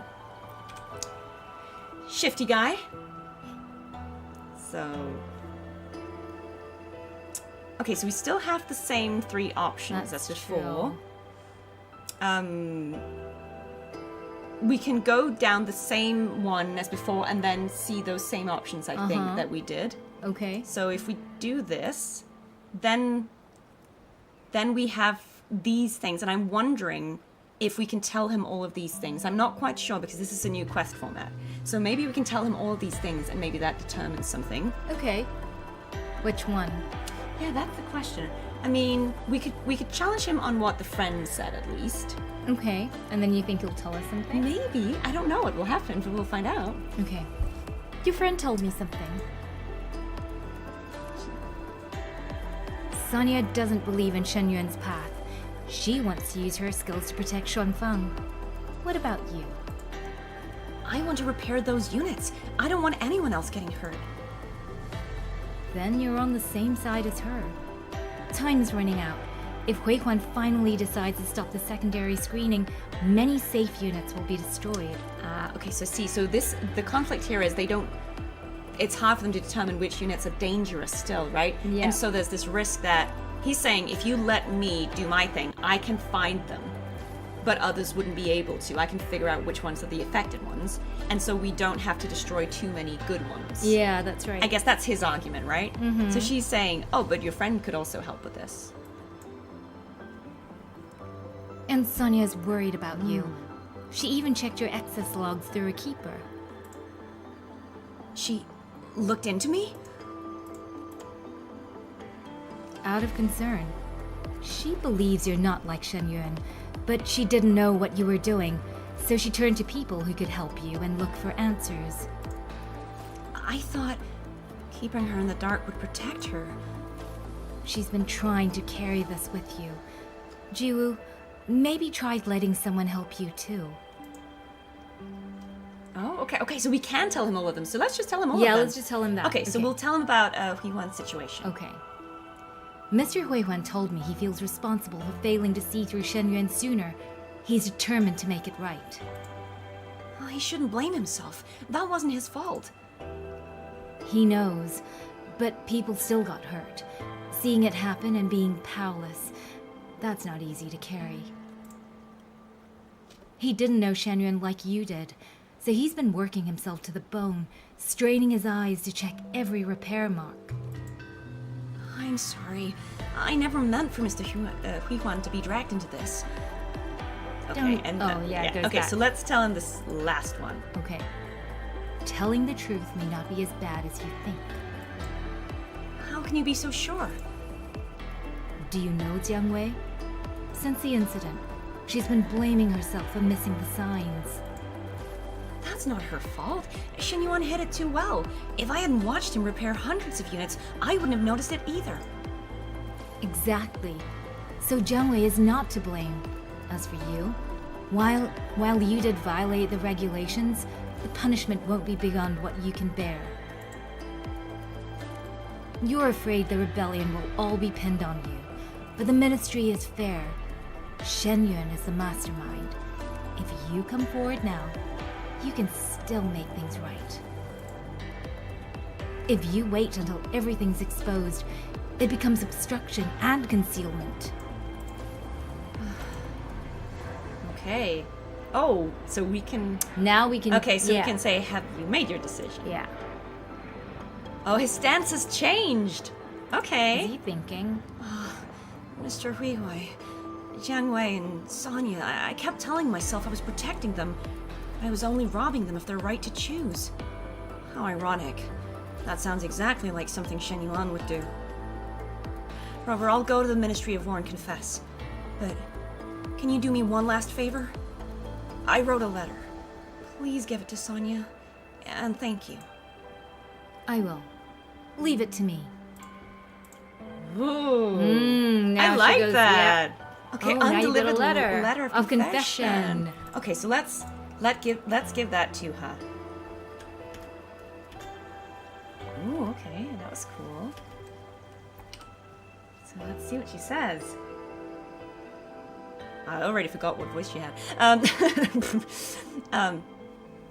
Rover, did the investigation go smoothly? Do you need my help? Jiwoo asked me to give you this letter. A letter? Thank you. Let me see it. So she finishes reading and silently hands the unfolded letter back to you. Ooh, okay, so he says, Sonia, I have lost count of how many times I've written this letter. I did things for Shen Yuan that allowed him access to more auto puppets. I thought it was merely an opportunity to sharpen my technique, but I didn't realize, until the day of the rebellion, that I had become his accomplice. If the truth were to ever come out, everyone would be consumed by guilt, and the Ministry of Development would be in turmoil. And you, as my friend, would surely be implicated. I wanted to clean up this mess on my own before telling you. Perhaps when the dust has settled, it'll be easier for you to hear, or easier for me to say. I'm sorry, Sonia. I'm truly sorry. After I fix this, I'll accept any punishment. When that day comes, can we still be friends? Jiwoo. That arrogant idiot! Who does he think he is, looking down on me like that? Thinking I'd be better off if he kept everything from me? Everyone is trying to move forward. We should be working together. And he thought he could just carry it all alone. What an idiot. Please tell me where he is. I'm going to go knock some sense into him. He's already on his way to the Ministry of War to confess. I told him everything you all were doing. He's heading to the Ministry of War to submit the list of rogue units. He asked me to deliver this letter before he left. I see. You always put technical development above everything else. If I'd talked to him sooner, maybe... But still, Rover, thank you. You stopped him before he went too far. Oh. Oh, Well okay. done. I Well done, think Rover. maybe that was a decent outcome. I think so. Let's see. So, okay, so it says, Shuangfang Hold Ministry of War reminds you, the Ministry of Development is conducting a citywide inspection of all autopuppets. Units deemed unstable are being relocated to a containment zone. Citizens and unauthorized personnel are strictly prohibited from entering. Under no circumstances are autopuppets within the containment zone to be contacted, operated, or relocated.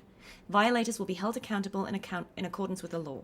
Inspections are proceeding in an orderly manner. Results will be released once all units are confirmed safe. We appreciate your patience and cooperation. Okay, well, I guess the thing is, if he turns himself in, he can still surely cooperate with them. He can still do whatever he was gonna do, you know, on the down low, with them, like officially. Like, if he genuinely has knowledge, if he can spot which ones are affected, surely he could do that with the ministry. Exactly. And he would be an asset, right? Yeah, you'd think so. You'd think so. Yeah. Look, I'm gonna choose to believe that quest resolved well. Yeah. But I'm curious, how did you guys handle that? What are the other outcomes that we didn't see? What else can happen? Valley Girl. So there was this thing where, like, we were doing Valley Girl accents, and we were doing like oceans bow before me or whatever. Like, we were just doing like Valley Girl accents for the characters, and it's quite funny. What do you think Yangyang would sound like with a Valley Girl accent? Like, Oh, that'd be hilarious. I think she'd be like, what did she say? Long time no see, Rover. she'd be like, Rover, whatever. Yeah, how are you?" Rover. Long time no see, whatever. We should go Nice for to see you. coffees or Yeah. something, you know. You want a green juice, Rover? Yeah, she would be like that.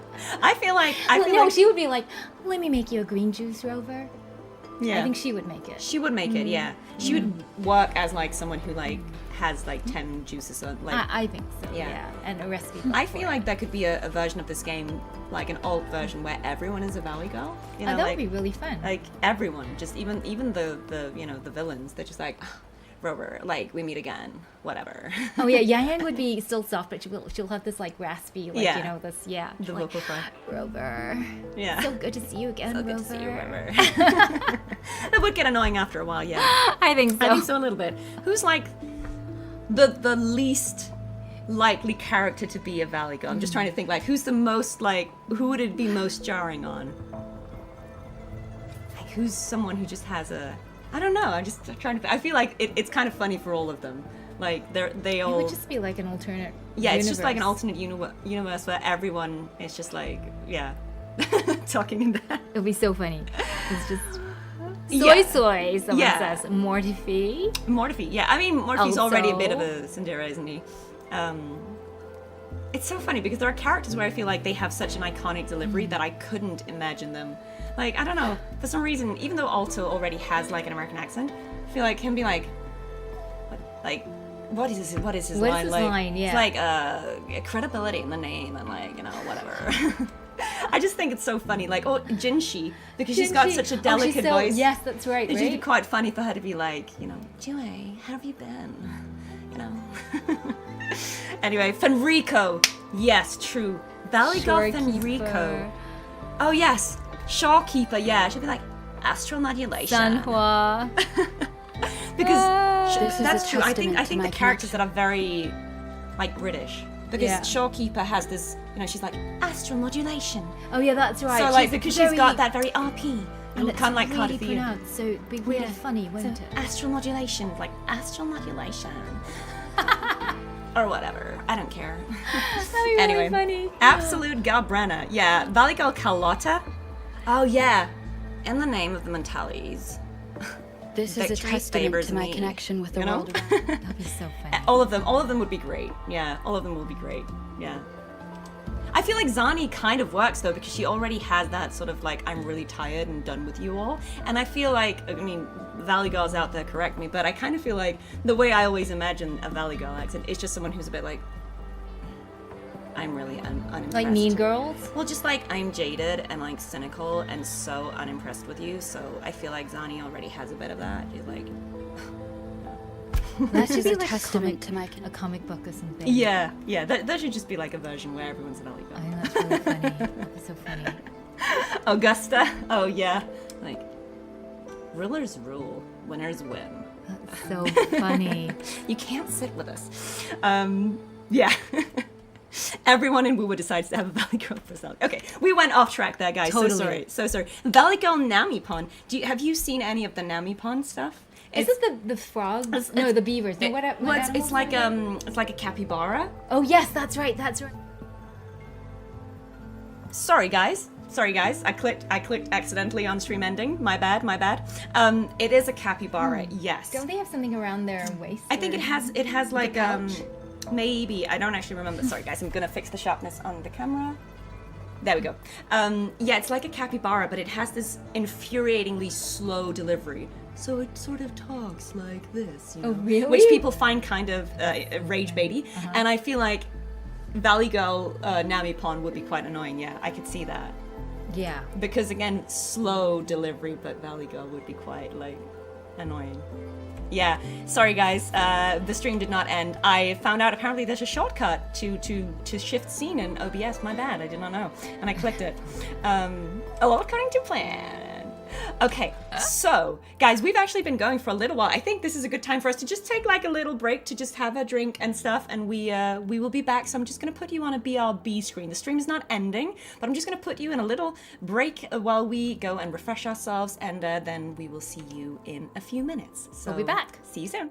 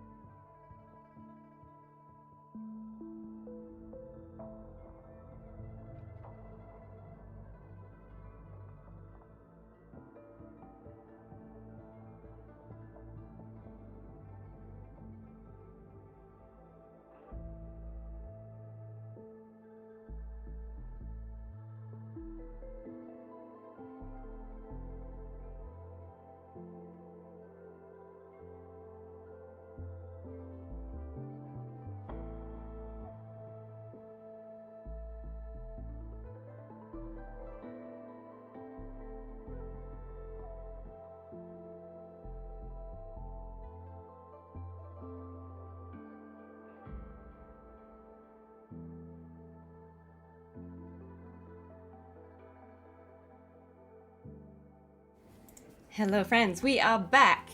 We are back. And we have found a cutscene that we wanted to look, because we were talking about that transformation scene where Yangyang becomes Xuanling, and we thought we could watch that and we can comment on it together. So welcome back, everyone. Hope you enjoyed your pizza break.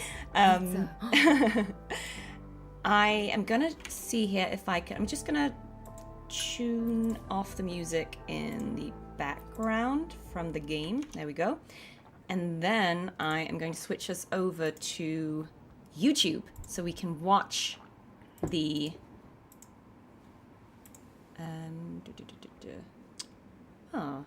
Multitasking. Here we go. Yes.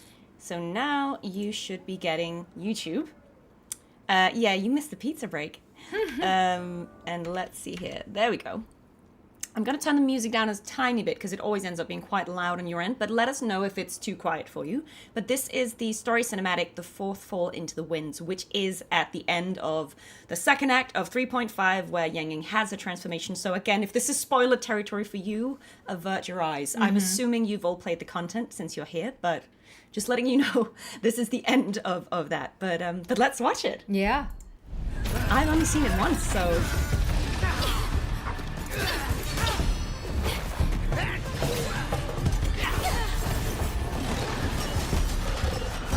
So this is the fight with Moo, right? Right. Yeah. And she's kind of overclocking there.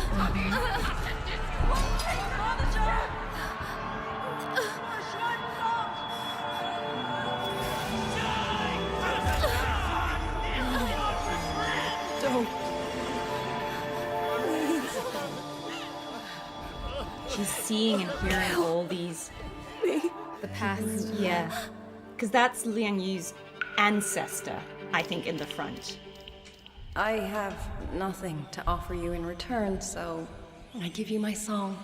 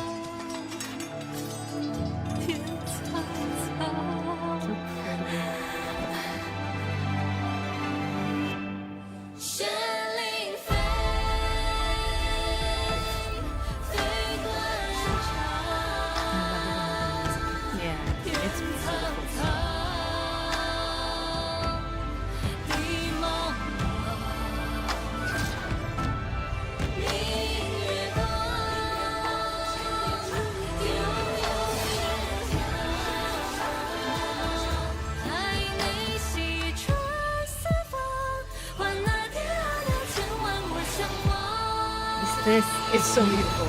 I know. I love when they go into 2D.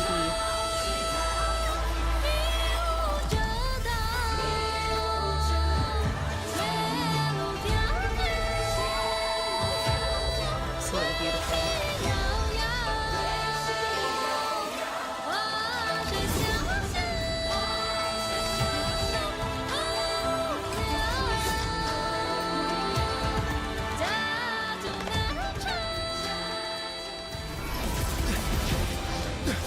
They finish the fight together, of course.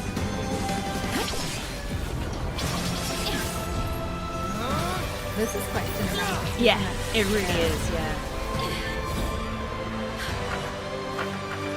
Oh, I love it, all these flashes. And that. It's that. So that was, I think, Liang Yu's ancestor.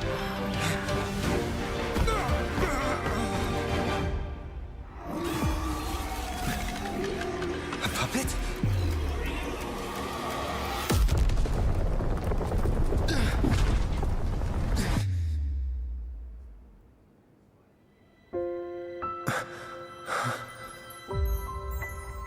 how pretty that is. Yeah.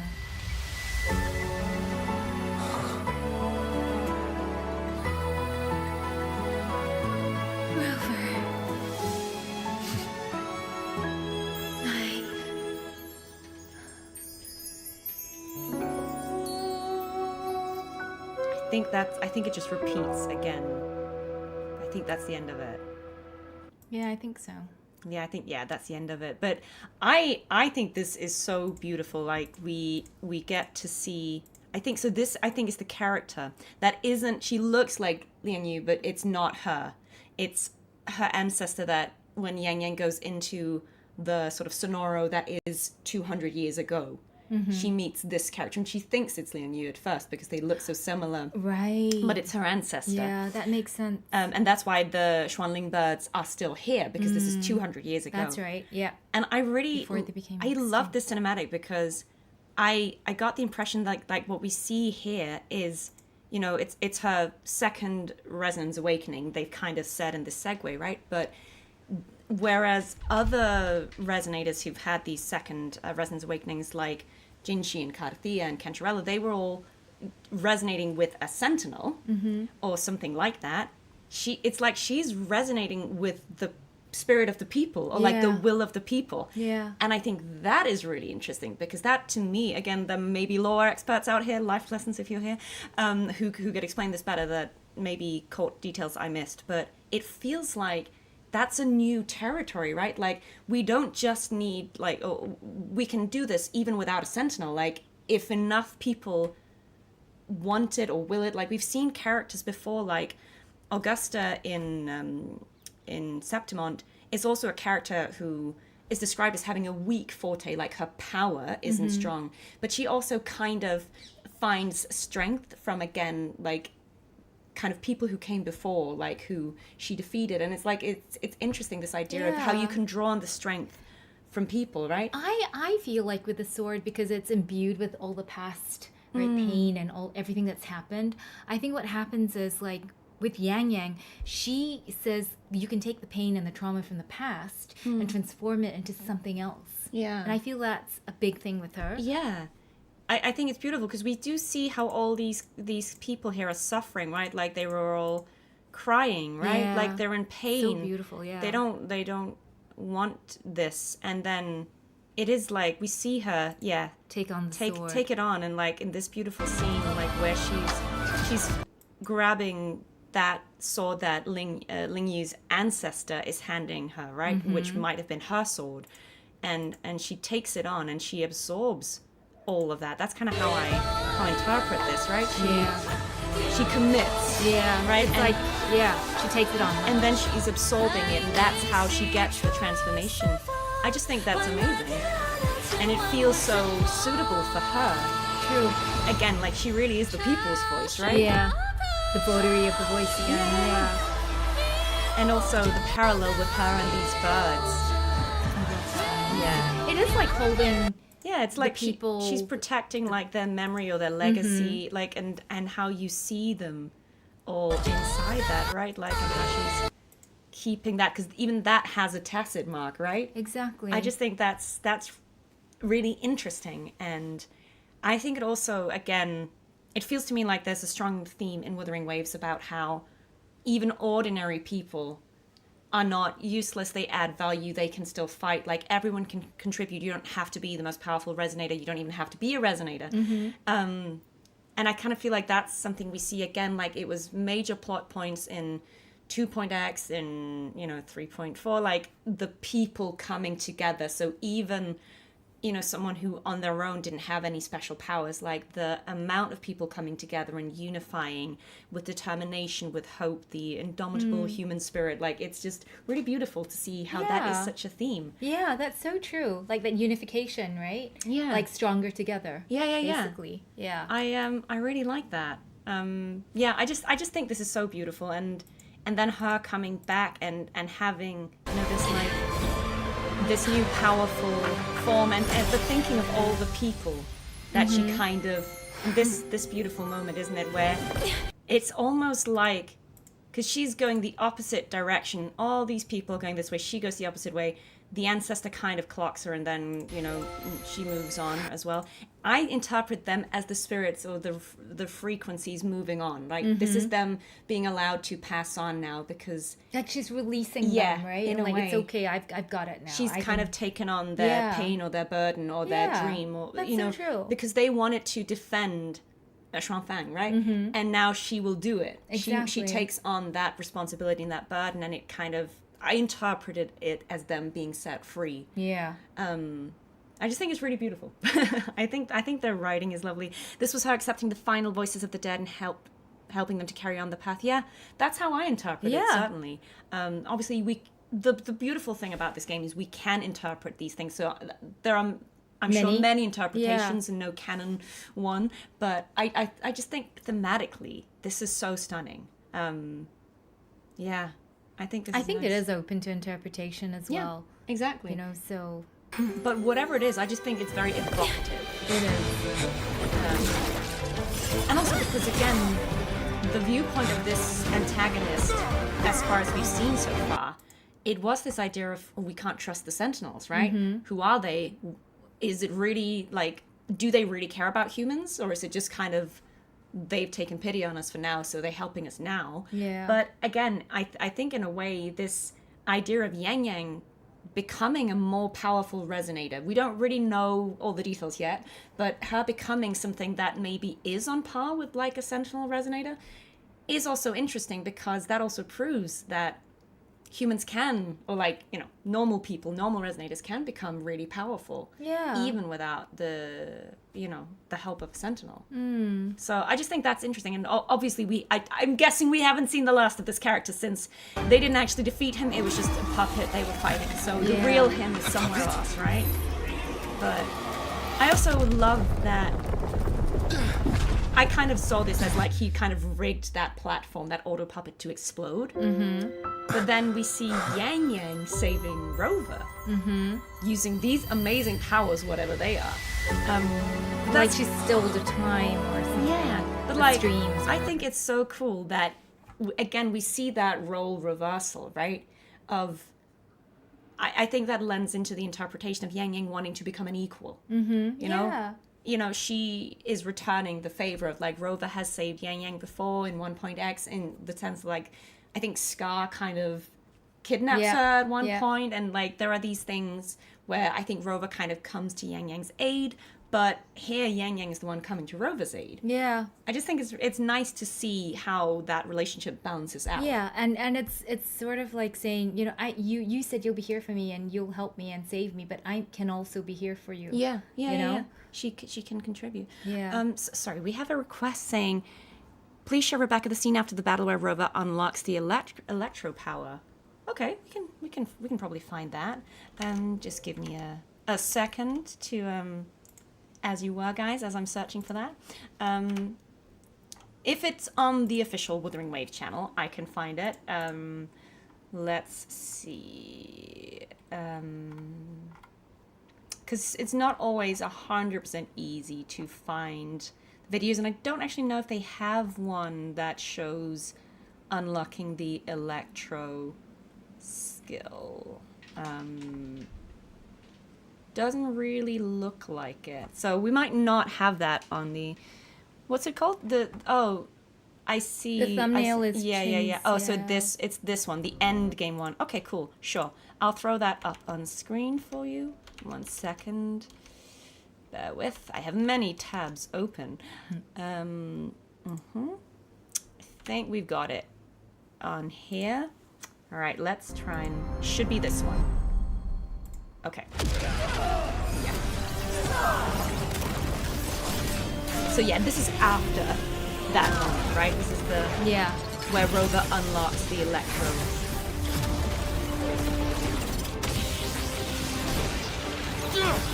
Which also looks pretty cool.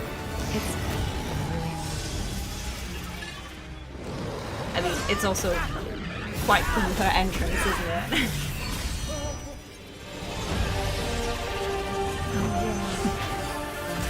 Because we don't know a lot about her yet either, but like this is also quite pretty. How she just comes down with an army of swords. I know. Very, and the way she breaks the framing, like the sword's actually left out of the aspect ratio. I like that. Yeah, this is before Yang Yang's transformation. Let's bring this experiment to its end. Yeah. I think that was pretty cool as well. Yeah. And what was the moment? There was like this one moment where she just kind of, oh yeah, this is what I mean, like how her swords even break the aspect ratio. I just think that was such a cool detail. Pretty cool, yeah. Right, because that's so rare that we see it. It tends to go into this kind of cinematic format for when we're watching like the cutscenes, and so I just think like them doing all of this, it's just kind of showing how powerful she's. Like she's even breaking the framing, guys. I know. Look at that. That is incredible. Yeah. No, that's really cool. Yeah. I don't know if this was the one you guys wanted to see, but this is the one that is on the official Wuwa channel. Yeah, power creeping Cartethyia 3 swords. Hey, you know, that was a year ago. New characters are going to shine. This was the second time we experienced the character getting stronger by other people's support. I feel like that happened quite a few times in the game, actually. It's earlier. I don't think the Electra one is on the official channel, so another time, guys, another time. But do you want to watch Yang Yang's Resonator showcase? Oh yeah, because you worked on that one as well. Yeah, that was a comeback. I would love to see that one because I've only watched that once. Let me just find that. Oh, and then we get to see all the birds. Yes, 7,000 birds, guys. 7,000 birds. I've seen all the memes, guy. Yeah, we are clued into your memes. Okay, so this is the showcase. Very funny. I remember when this came out, everyone was going like, "Oh, what's happening? What's happening?" You're like, "No, Jinzhou. Yeah. Why? Why is Qixia and Baizhi dead? Like, what's happening?" Okay, there we go. This is the one. Okay, let's see. Yes, this is the Resonator showcase. Which I love that it's called Nightmare. I think that should have been our clue, right? But yeah, true. Really cinematic. And again, that's 7,000 pigeons. Mm-hmm. But like the way we just panned over Qixia and Baizhi. I know, that was scary. Jinzhou, why? I've always felt this cannot be how the story ends. It was the dying of spring. Overthrax reawakened. So I love how they kind of this is filling in the gaps of what's happened while Rover was away, right? Exactly. Cost. Yeah. She chose to stay back. Yeah. I should have stayed, but and I love that she went to Renesita, leading me across strange lands. So I wonder when this was in the storyline. I know. This must have been while the Dark Tide was still. I don't know. Or maybe this is all part of the nightmare, right? Like this is all part of Vision, because obviously we've saved Renesita. So. Yeah. But I love and like her going to like all these different areas, kind of tracking Rover's steps. Time and again, I found myself harboring an unworthy thought. Something close to an escapist fantasy. Oh, this is what would happen if they didn't find Rover. That's right. It's like the dark alternate universe. I see. I like that. I could never forget. Okay, that makes sense. It's like a dark timeline. And that kind of leads into what the mysterious entity was saying, right? About how there are like certain paths. And Rover appearing changed that. That's right. You were meant to cross here. Exactly. And so Rover appearing here changed the timeline. I like that. That's really cool. Yeah. It's like destiny. Yeah.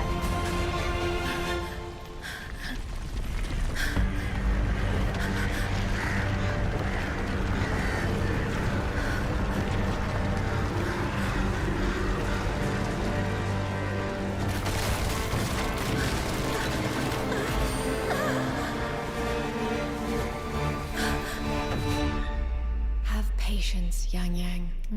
You will find your path. Yeah. What exactly Are you voicing is my Yangyang? path? I am a little Yang Yang. For me, I just listen That's to my heart your and do sister. what it tells me to. I love her. If you search within, maybe you'll find your answer too.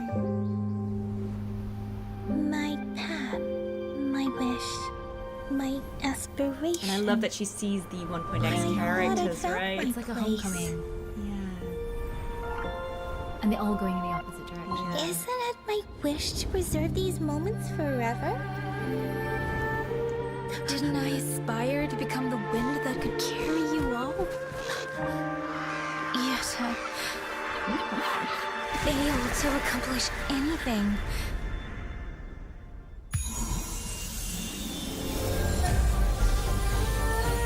And then they get seared into So yeah, It's beautiful. it's very symbolic.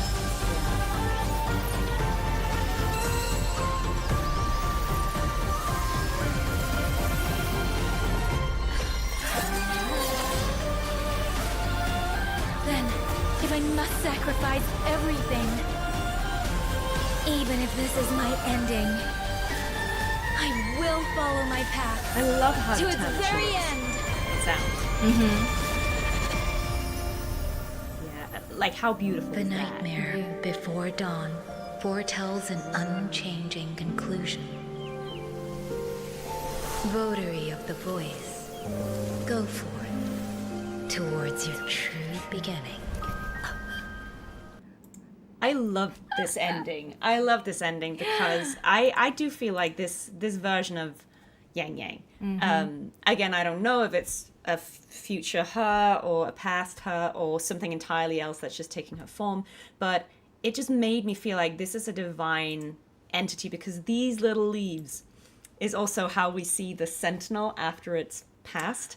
Like in 2.x, it's the exact same leaf, and I know that's such a random straw to grasp at, but I just kind of feel like there is a similarity because the Sentinel also kind of interacts one last time with Cartethyia before it dies in the form of one of these little leaves. So I kind of feel like, I don't know. Maybe there's a clue here, guys. Look, you did at least 3 different voices in this trailer because you were doing Yangyang's voice. Yeah. You were doing this entity's voice, but you're also doing young Yangyang's voice. Little So you're doing at least Yang 3 voices in this, which is really, really cool. It was really fun. I liked little Yangyang, and it was the first time I think I realized, oh my gosh, little Yangyang, she at that little age of hers also wanted to know what is my path. Like, she had questions, you know, and she was like, I want to know what I want to do, and like, you know, she like carried the weight of the world. Or she always, I think, had a big heart. Yeah. I love that has been consistent in her character, and I love how even then, like, she's not quite, I think, she's not wearing the hat, but she's wearing like a bow. But look at those little feathers. It's so cute. I love the idea that she just, I'm guessing she must be is she a congenital resonator then? Like, was she always born with like the feathers? I guess, I don't know. Maybe the fans know more. Maybe the fans know more, yeah. Do you know more? Why would that be, guys? Why would she have them? Does that mean she's born a resonator? I can't remember if it says that she becomes a resonator at some point or if she was born with it. But yeah. I like it. I think this is really beautiful. I like how the resonator showcases, I feel like, are always a little bit, what's the word? Like, they're not to be taken at face value necessarily. I feel like sometimes the stories they're telling are not necessarily things that have happened. They could be things that the character is imagining or things that could have happened or a thought. You know, like we see a lot of them where they interact with an other version of themselves. That's kind of like the shadow side or the dark side. And I don't know that this is necessarily the dark side of Yangyang. I don't necessarily think this is a malicious entity. I think it's just a different version, but I love like what she's saying here, like the Oh, now I remember. Yeah? I might be able to enlighten us all. Okay, tell us. So, actually, when I'm recording it, it says it's the streams. The streams. Oh, okay, so this entity is the streams. It's like the embodiment of the wind that she's been hearing. I see. So this is the information she has always been receiving. Exactly. And maybe it just takes her form because either it's... She's like one with it almost? Yeah, exactly. That makes sense. I like that. That's kind of cool. That kind of makes sense, right? Yeah. That is quite cool. And also she says, the nightmare before dawn foretells an unchanging conclusion. Votary of the voice go forth. And then she says, towards your true beginning. What is that? I just think it's so interesting because that's also what she said in that segue, isn't it? She was like, This is like the start of your story. And I think it's so interesting, this idea that if what we see at the start of this, like everyone dying here, if this is, you know, the bad outcome, like where Rover didn't appear in the world, right? And Overthrax awakens, everyone dies. And the streams told Yangyang that Rover arriving is what kind of broke the path that was written. It's just interesting, isn't it? Like, that means that Yangyang becoming who she's going to become now is something that can only happen in a timeline where Rover is there as well. Yeah, that's true. And it's so interesting how, like, her story is only now beginning. I feel like that implies that she will have more plot significance, right? Like, we're going to see more of her. It sounds like that, yeah. I mean, I know as much as... Yeah, exactly, guys. We don't know anything. We're not just vague posting here. Like, we're not just trolling you. We don't know. I just think that's really interesting, this idea that it says her true beginning. It's not your new beginning. It's your true beginning, right? So it's her vocation, her calling. Or, like, maybe this timeline is the one that, you know, was hopefully going to happen, but it can only happen in a timeline where Rover is there. Yeah, I don't know. that's It's just true. interesting. It's very interesting. The leaves are probably the physical representation of her forte. Yeah, maybe. I like it. Yeah.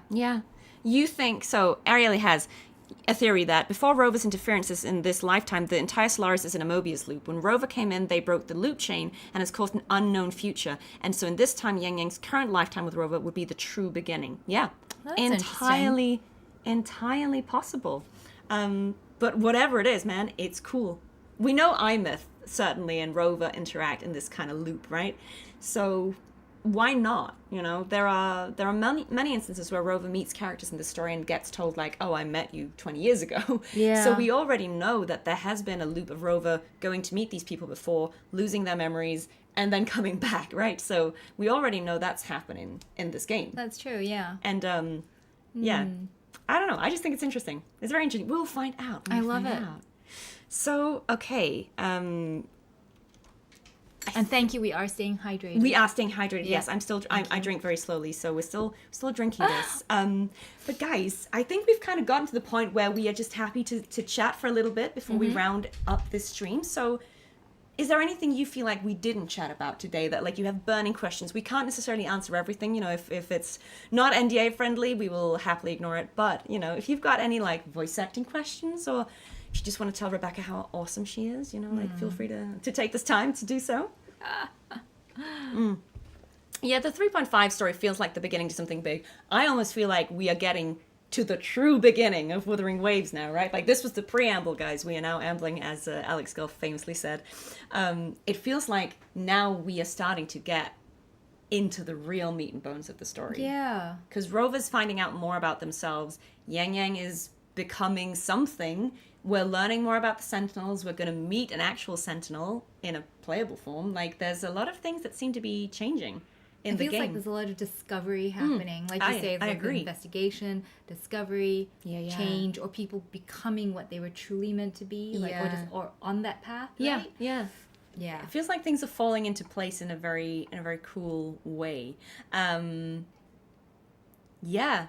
You need me to break down every single Wuwa law possible? I love that. Yeah, we don't have time, guys. That's what Life Lessons is doing. You should go and check out his channel if you haven't already, because he puts it in a much more succinct way that I could ever do. That one. Yeah, I'd love to. I will definitely do some signed artwork. Yes, I will. We trying need to be more organized. We about need that. some artwork that Rebecca can sign. I'm sure that will all happen in the near future. Are you on Cameo? Did I remember that right? Yes, I've been approached. I am going to get on Cameo. She may get on Cameo. She's not there yet, but she may, and she will let you know. And I'm sure that there will be opportunities in future for Rebecca to also sign some prints. So I'm on tuned. Streamily. She's on Streamily, so yeah. But I need to get Yangyang Xuanling prints on there as well. We need that. We need new prints, but I've seen many very beautiful ones. So there will be, you'll be able to. I'd find love some to. And if you ones. can point me to any of your favorite ones, that would be amazing. If you have some favorite artists, like, go and find Rebecca on X or wherever and, like, let her know, like, check out this artist. Please. Or if you are an artist, like, feel free to recommend your own works. Please, I'd love that. I think we always really love to see beautiful fan art of the characters, but sometimes it can be hard to find it, because if you just Google, you don't always get appropriate results. So yeah, that's true. It could be quite nice when people, yeah. All right, okay, so let's see here. You want to hear 7,000 pigeons in Yangyang's voice? What am I saying? Just saying 7,000 pigeons? I guess. Can you say that? Okay. 7,000 pigeons. Clip it, guys. Make that your ringtone. You heard it here. I feel like that is how she would say it. She'd be serene about it, right? Be like 7,000 pigeons. You know? It depends if she's telling you to come or go, or or in combat. If it's in combat, I think she'd go like 7,000 pigeons. Clip that, guys. There you go. What do you think when old Yangyang show can resonate different attribute? Oh yeah, so you're saying like, what do we think about the fact that Yangyang was an arrow resonator and now she's havoc? I think that's interesting because to me, again, that's the first time that I know of that we've seen a resonator. Well, the thing is, so one thing I don't know how to actually like, maybe you guys have theories. The fact that we can still in-game, we can still play as Yangyang's old form, and we can play as Xuanling, right? So technically the both forms still exist. And of course it's because you can't just remove a character that exists in-game, right? That would be a bit unkind. But I'm wondering, like, just in-game, do we interpret that as Yangyang still has access to both elements? Like both forms still exist? Or is it like canonically Yangyang is now Xuanling? And she is now havoc, but because it would kind of break the game for new players and old players who have built Yangyang in her 4-star version. If that unit just like ceased to exist in the game, that would feel a bit like abrupt, right? I don't know. Do you know what I mean? That would be interesting, yeah. Do we think canonically now Yangyang is havoc, or is she both? I don't know, but like Rover can change attributes. All the ones Rover has unlocked, they can shift between. So maybe Yangyang can also, in theory, shift between them. Yeah. And again, I guess the question here is, it makes sense that Yangyang was an arrow resonator because of her connection with the wind. Yeah. That seems pretty logical. And so it's interesting that she's havoc now, and I wonder if that's because of how she had her second resonance awakening, right? So because she was resonating with the frequency left behind by all the people who died under these quite traumatic circumstances, if that means that the energy or the frequency or that she gained from that, if that had the quality of havoc, right? Because so she imbibes that bit, do you know what I mean? right? Like I'm curious about that. I'm reading it. Oh wait, so they're saying Yangyang has a line about Cartethyia? Really? Where? In her character panel? Oh, I don't know. Maybe she does. I think they're saying that if you get Yangyang Xuanling, apparently she has a line or something about Cartethyia. Is that what you guys are saying? That's new to me.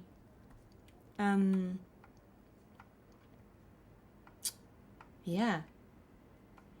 So there was a question about whether you play. I don't think you've had a chance to play the game yet, right? I only played like right in the beginning. Yeah, not since, yeah.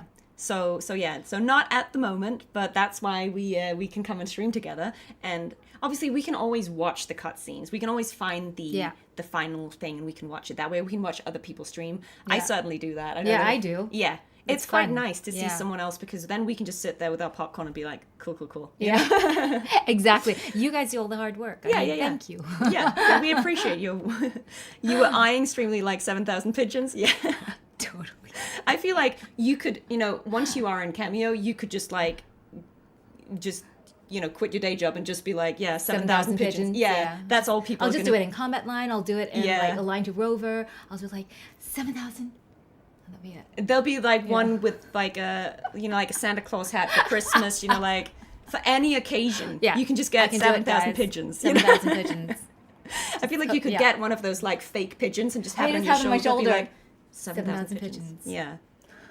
You have this is a great question. Voice acting question. How do we do running, jumping, effort sounds?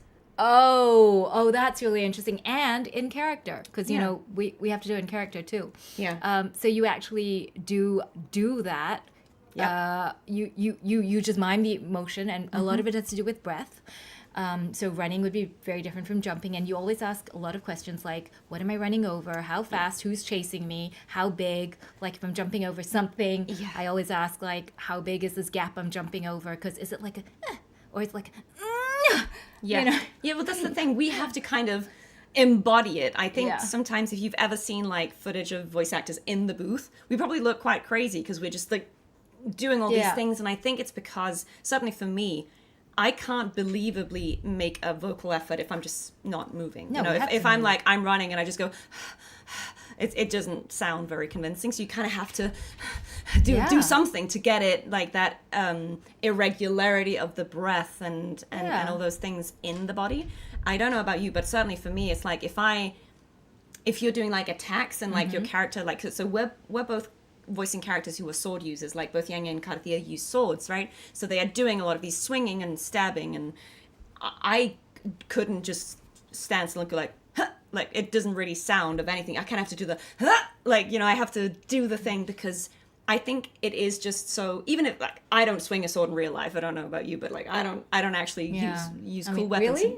Oh. I know I've failed revoke my nerd cred, but like I just imagine if I were to do that motion, right? Yeah. Where would it start? And like I think if you actually do it, then you come to a natural stop. Yeah. There is a natural like you know, here's where it stops. Whereas if you just go, like it just doesn't make sense. I think it's more that it's vague. It's not precise. If There's you no just go specificity, that's the word.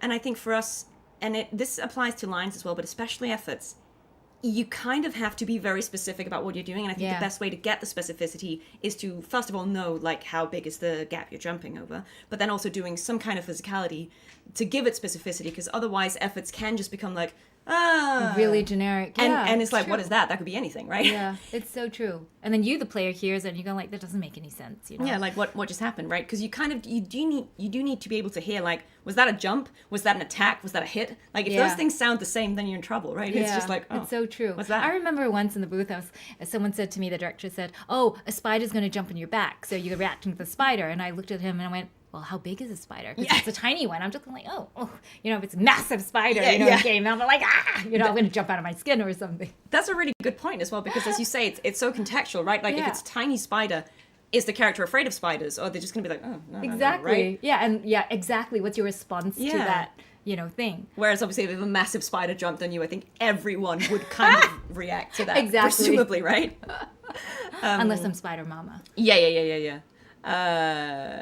7,000. Yeah. Yangyang is classified as a natural resonator who naturally awakened their forte during their growth. Time is unclear, but she was sensitive to frequencies as a child. Thank you for clarifying this. So that makes sense. And I guess that's why even in childhood she had the feathers. We see the feathers, because the way I've understood the law, and again, please correct us, guys, if I'm saying nonsense, is that these sort of people who have been resonators since childhood or since birth, all those like sort of unique details about their features, like the feathers in Yangyang's hair, or Cartethyia has sort of like almost elf ears. She's not an elf, but she has these like pointed ears.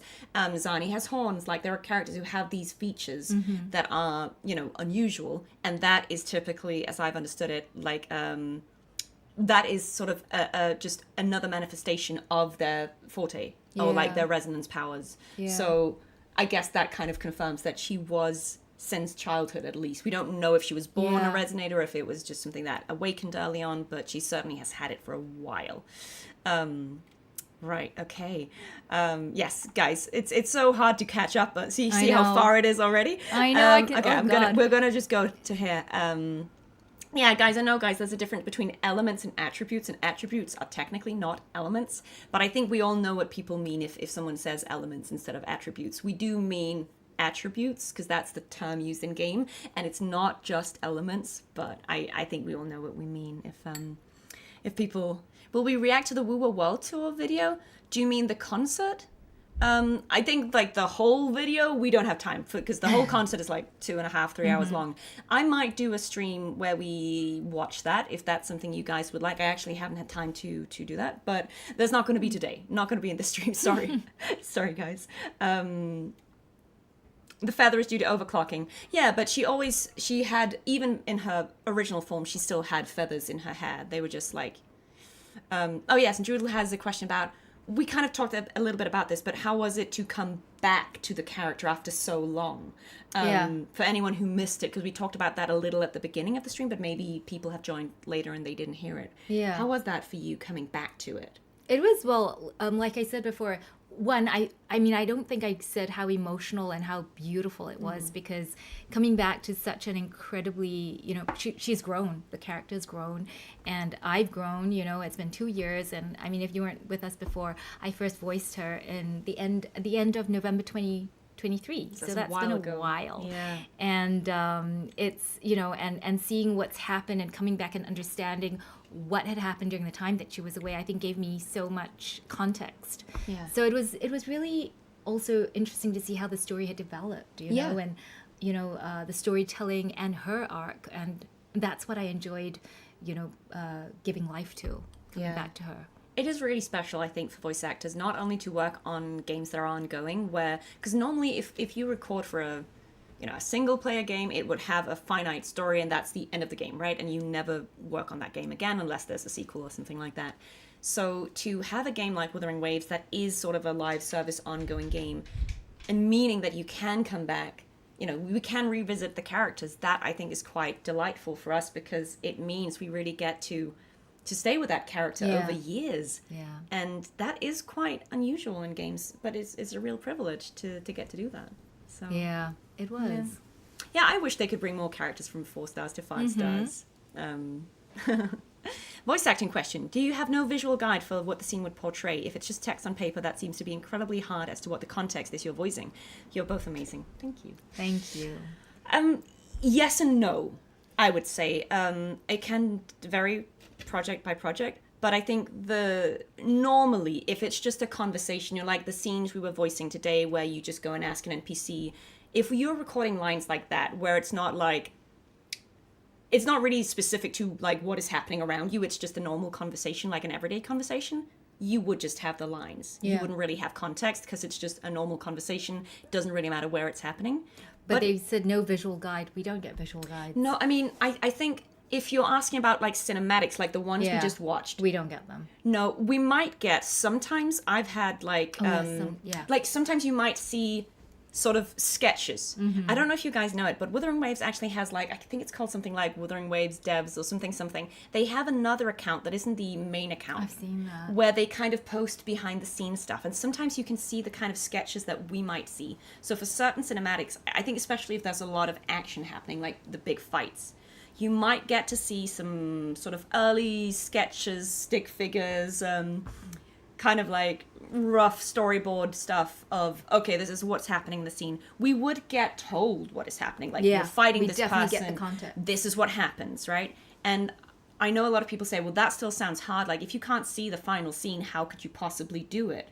But I think this is the difference to, say, if you were dubbing anime or animation, the animation is finished. So you actually watch the full thing when you're dubbing it, right? So you see the whole thing. In games, it's different. Typically, the original voice actors would record first, and then a little after that, we would start doing like the localization or the dub. But the animation is still being made while all of that recording is happening. So it's not finalized, because as well, if they'd finalized the animation, the problem would be that, so you'd have, in a game like Wuthering Waves, even, you'd have Chinese lip flaps. Yeah. And the length of the lines can really vary. So actually in this game, they go back and they after we've recorded, they adjust the lip flaps to that language. So by default, they can't have finished it before we record. Yeah, that's true. And that just means we don't have the visual. But again, this is the job of a voice actor, is to ask good questions like, what's happening? Who is this? How do I feel about it? And then visualizing that. So we have to make sure that we have gotten enough information that we can tell that story without actually seeing what it looks like. Yeah. And then trust that the animators who come in afterwards will help that all come together. Yeah. So and like, you know, like you say, the caveat being that sometimes, you know, that changes as well. So sometimes we don't even have the full picture then story, you know. And it could also be, yes, that a choice is made down the line, that something's going to look different to maybe how we were told it was going to look. And again, that's like nobody's fault. It's just, you know, it's a creative process. There are a lot of things involved here. But sometimes, you know, I've seen people go like, oh, why did that voice actor say that line that way when the character was making this expression? That doesn't match. But I've certainly experienced with lines I've said that maybe there was no context other than this is a friendly conversation, and so maybe I've just said like, oh, that's nice, as the character, I've just said the line kind of neutrally. But then in the game, maybe they decided for whatever reason to have them make it like a really goofy expression, or a really shy expression, or kind of an angry expression. I know that at the end of the Renacida arc, there's like a goodbye where you say goodbye to all the characters. Oh, yeah, I've seen that. And Cartethyia sort of ends up saying something like, like, you better come back for the next carnival. And she does kind of this like cute pouty face. She's like, come back. That was not information available to me, so there was no indication given to me that would be kind of like a cute line. So I just said it kind of neutrally, and a lot of people were like, why didn't she say it how the character looks? And the truth is, we don't know. We don't know what the character's going to look like. So please be kind to voice actors. We don't have all the information, but we're doing our best to work with what is there. But it's a team sport, right? It's a collaboration. We all work together to make the best product we can for all of you. That's true. And of course, as the game goes on, we learn more about our characters.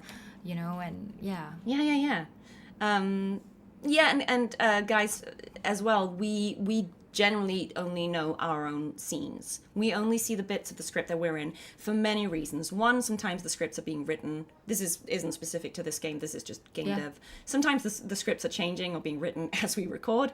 But also just for time. There isn't time for us to go through everything. If you think about how long a quest line could be, like the content in 3.5 alone was about 7 hours of gameplay, 7-8 hours of gameplay. If we had to like stand in the booth for 7-8 hours and like talking about what happens in scenes that we're not in, that would really slow down the process. And unfortunately, that just isn't that much time. So we kind of just have to go only to our scenes. But that would be the same in animation. Yeah. And you go to your scene, but then you ask, what happened? Or you get told, this is what has happened. Yeah. So we do know, but we don't read all the other scenes. Yeah. So, yeah. But this is how we work. We are actors. We can do it, Cool. Look, so Frederick here says, can y'all please fix pronouncing Sui Sui's name? So I'm going to assume that you think her name should be Sui Sui. What I have been told, and again, I didn't work on this patch, so I don't know, but what I've been told is there are actually, depending on where you are from and what accent or dialect you are speaking Mandarin in, both soy soy and sui sui can be correct. And to some speakers, they are even the same. So again, maybe to us that sounds like wildly different, but to a lot of people, both can be valid. So I think they have made a choice to go with one of those. Yeah. And that's just how it is, it's kind of how you can pronounce other names maybe in two different ways. And I think at the end of the day, it's like an overall decision by the team. Yeah. As to what's going to work for everyone, because all the voice actors have to say the name as well. So and again, guys, remember the choices are not made by voice actors. It's not some random voice actor going, I'm going to pronounce it this way. Anything we say in game, the pronunciation has been chosen by Kuro. So, they made the choice. How do sessions with scenes like the Yangyang Sui Sui reunion go, playing sisters while not knowing each other? Well, we're actors, man. Yeah. We can relate to being close to people we don't know. Exactly. Yeah. Yeah, exactly. You just imagine a lot of imagination. Well, this is the thing. I think even if you don't have a sibling in real life, or if you don't know the person who's voicing your sibling, or your friend, or your parent, or child, or whoever it is in game, we all have people in real life that we're close to. And we all know what it feels like to care about someone, so we can just substitute, if we needed a point of reference. Even if we don't have a child, well, maybe we have a niece or a nephew, or maybe someone else we know has a child, or, we have a pet that we love, like whatever it is. I think everyone knows what it's like to care for someone, to miss someone, to regret things, to want things, to be angry. Like we can all relate to basic emotions. And so even if, most of the things that happen in games, thankfully, haven't happened to us in real life, right? So that's where the acting comes in, and that's why voice acting is acting. And as we always talk about on this channel, the main thing to being a successful voice actor, I personally think, is being a good actor, having a good imagination. It's not about having the coolest voice. It's being believable and being able to put yourself in the shoes of all these different characters in these fantastical, mystical, magical environments, and going like, okay, I can imagine that, and I can live in that world. Yeah, and then you offer up what you can do, your skill, and then it's up to the team to do what they want with it. Exactly. Yeah. Exactly. Are we going to do a voice line swap? We could do that. So that's the thing sometimes I do where we try and say, so maybe like you give me a Yangyang line and I maybe say it as Cartethyia, and I can give you a Cartethyia line and you could say that as Yangyang just for fun and see what that sounds like. Yeah. What is Cartethyia? What's Cartethyia? Guys, okay, so what do we think is like the most iconic Cartethyia line? Does anyone want to volunteer? It's probably going to be one of the old lines, right? Like... Furious tides split the heavens, or oceans bow before me. What do you guys think is like the most iconic one? We'll do that and then we'll do the other one as well. I think we should do a say and repeat. Okay, yeah, my blade purge all evil. So what's okay, here's how this is gonna go. So you may know that Cartethyia has 2 voices. Yeah. Right? Because Cartethyia and Fleur-de-Lis have different voices. That's right. But Yangyang and the streams. Oh yeah. So do you want to do the same thing? I'll do that. Yeah. Okay. So so it'll start in Cartethia's higher pitch and then it goes into Fleur-de-Lis's lower pitch, and you can do the same with Yangyang and the stream. Okay. Does that make sense? Yeah. Okay. So the way Cartethyia says it, it's oceans bow before me. Oh, I like that. Okay. Can you do it one more time? Oceans bow before me. Oceans bow before me. Ooh, yeah, it works. It works, doesn't it? Because we've got Yangyang and then we've got the streams. Yeah. I like that. Jane, bye. Bye. Bye, Jane. Thank you so much for being here. Lovely to see you. That was so good, though. I love that. Fun. I love that, guys. Really We did it. You heard it here. What do you think is like an iconic Yangyang line then? What could I do? I think you should do... Oh, guys, what is an iconic Yangyang line? I need help. Because obviously she has lines from like the original content and then she has new lines. So what do you guys think is like a cool... It could either be... Ooh, is that one of her... Oh, Long time no see, Rover. Streams unbound silent resounds, please. Okay, was it silence? My blade purge all evil. Yeah, that's definitely a like, Cartethyia line. Yeah. Speeding up. Do you recognize any of these? Yeah, I think we should do long time no see, Rover. Okay, so how would she say it? So it's when she meets him again and she would go, long time no see, Rover. Ooh. Okay, so Cartethyia would be like, long time no see, Rover. Yes! That's cute. That's cute. I hope that there will be I hope Cartethyia will show up one day. I hope so. she will come to Jinzhou and meet all the 1.x characters. I think that would be so. really that cute. That would be really fun. I feel like a Cartethyia and Yangyang meetup in the game would be cool. I think so. Yeah. Maybe I'll send one of my pigeons. Yes, send a pigeon. I feel like that would be quite funny. They could... Cartethyia has a reputation for, don't trust her around the wine. So I kind of feel like they could have a little party situation as well. So, she'd be a terrible influence, but That'd be hilarious. Yangyang is legally allowed to drink now. We just heard it. She's an adult. So. Yeah, she's an adult. She's got a conch. She's got a conch. Which is very cool. Yeah. It sounds like Yangyang met up with Cartethyia at Black Shores and greeting Rover at the same time. Yeah. Yeah. Oh yeah, I love the Shapeless because the shape. I remember that so vividly because when I started playing the game, I think because you get Yangyang as one of the first characters, I definitely remember having Rover and Yangyang and I think I swapped Chisha for Baija because Baija was a healer, or like she had like healing abilities. So but I remember the Shapeless. Like I remember that. I was like, that was really cool. That was really cool. Yeah, and who knows, guys, anything can happen in the anime. We don't know. We have no idea. But yeah.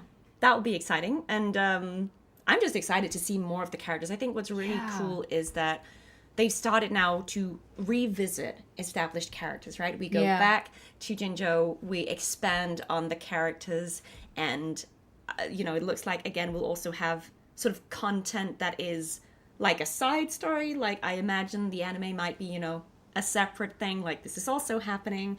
I just think it's really cool that they're branching out the world. Yeah. And adding on to the characters, right? Yeah. Yeah.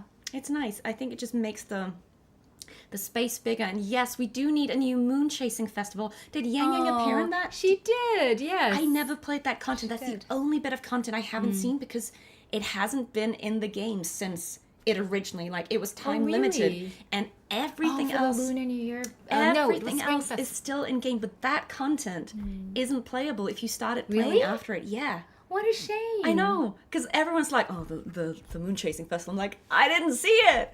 And it's like, characters like Shang Liao is barely in the game when you don't have that content. And I'm like, can I please get this content? I didn't I'm know okay with the that. character not being free anymore, of course, that's fine. But like, can I just play the content? But I feel like they kind of appreciated that people would like to, like new players as well, would like to play all the content. So the new Cyberpunk collab, which was also like a time-limited event, Yeah. it is permanent now, so anyone can play that content. That's good. I think that's nice. So like Yeah. you don't miss out. Like you don't get the free character if you play it later, but you can still play the content. So I'm here being like, Kuro, please put it back in. Like I would Yeah. love to go back and play it, even if, you know, I don't care if it's 2 years ago. I want to play it. Yeah. But we do need a new festival, and Cartethyia can visit and drink. Yeah, with Yangyang. Yeah, 100%. First, Yangyang needs to win a fight with Shorekeeper, and after that, Cartethyia can fight with Yangyang forever. They don't need to fight. We don't need share, to fight. yeah. We can all be friends. It's all Exactly. good.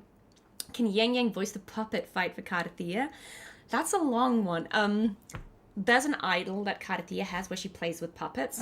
It's quite a long one though, so I feel like that's a bit of a long line to give you. But essentially, it is just this very cute moment where she does a whole little scene where so one puppet is Fleur-de-Lis and one puppet is Threnodian, and she's like fighting herself. Okay. And so the funny thing about that idol is I listened to all the other language versions of this, and everyone else is just playing it straight, like, you know, a normal person would do. They're just like,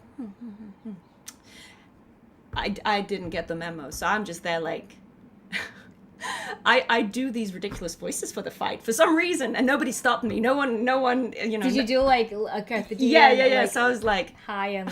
I think I even remember this because I've said it so many times now. Today's story is a great battle between a righteous knight and the wicked Threnodian. I don't know why I'm doing like an announcer voice, right? And it's like, and the winner is Cartethyia the Knight. I don't know why I made the Threnodian an American like wrestling announcer, but I love it. I blame Danny for this because nobody stopped me. No one was like, Amanda. He was probably enjoying it. He was just like, yeah, for sure. Great, keep doing that. Keep going, you weirdo. yeah. So yeah, but that's like I feel like Yangyang would have taken a sober approach to that. You know, she would have played it a bit more. She's not as weird as Cartethyia is. I love that. That's hilarious. Or maybe I'm the only one who makes Cartethyia weird, but I don't know. I just, you know, I feel like she's a performer. You know, she appreciates the art, right? So like she was gonna give it her all. Yeah, I agree. Yeah, she's like, no, you're gonna get the full like experience. Yeah. You're gonna get voices as well. Yeah, I agree. Totally. Anyway, guys, we've been going for a while now. Oh yeah. So I think we're gonna have to wind this up. But it was really, really nice to have an opportunity to do this with you, Rebecca. Thank you so much. Thank you for so much, coming. It has Amanda. been an absolute privilege. Guys, please say thank you to Rebecca for taking her time to come here and hang out with us, be on this stream. I'm so delighted to have you here. It was really, really nice to do this with you. It was so much fun, and I thank you all for showing up. It was really, really fun. Thank you for your questions, for giving us insights into your unique fan knowledge that we couldn't have done without. Yeah, we appreciate you so much. It really, I think, means a lot to all of us, not just us, but like all the voice actors in Wuthering Waves, that the community is so supportive and so welcoming. That is really, really nice. That's not always a given, so thank you for being really lovely. It's because of you being this way that we can do these kind of things, that it feels like a safe space for us to do these streams, that we can get to know you a bit better and show you sides of ourselves without having to worry that, you know, everyone's going to come in here and yell at us. It is really nice. So thank you for being really lovely. And Rebecca, thank you for all your amazing work in 3.5 as Yangyang. Guys, did you all pull Xuanling yet? Remember to do it. Thank you. Thank you so much, everyone. Appreciate the support. You're going to lose out on 7,000 pigeons. So, you know. Next time it might be 14. It might be 14, yeah. You know, who knows? The next form, like exponentially more pigeons. Yeah. That's how we're going to beat the Threnodian eventually. You won't even see me. You'll just see pigeons. Just pigeons. Just like, I feel like there's going to be a Fraxis showdown where, you know, the Grand Architect is like monologuing, and then, you know, like what's that? All the And then Christopher's like, 7,000 pigeons. You know? The sky be black. It's just it'll like, be like pigeons. Pigeons descending. Yes, I love it. All right, guys. Thank And you, on guys, that note, thank you so much. I'm going to put this on stream ending, and thank you so much. I'm going to find someone, for those of you on Twitch, that we can raid, but I'm going to put this on stream ending in a second, just so you know that, you know, this was it. We're not going to come back again. That was a mistake earlier where I accidentally said stream ending and it was a fake out. I'm going to find someone on Twitch who is streaming some Wuthering Waves that we can go and raid. But this is where we're ending the stream for us today. So let's just see. Oh, no, okay. Maybe I'm not going to raid someone because for some reason Twitch has logged me out of my account and now I need to sign back in with two-factor authentication. So, you know, safety first, but sorry guys, I'm not going to raid anyone unless a mod is around who wants to do that for me. But otherwise, we will see you next time. We'll see you next time. But keep playing the game and thank you again for your support. I'm going to put this on stream ending.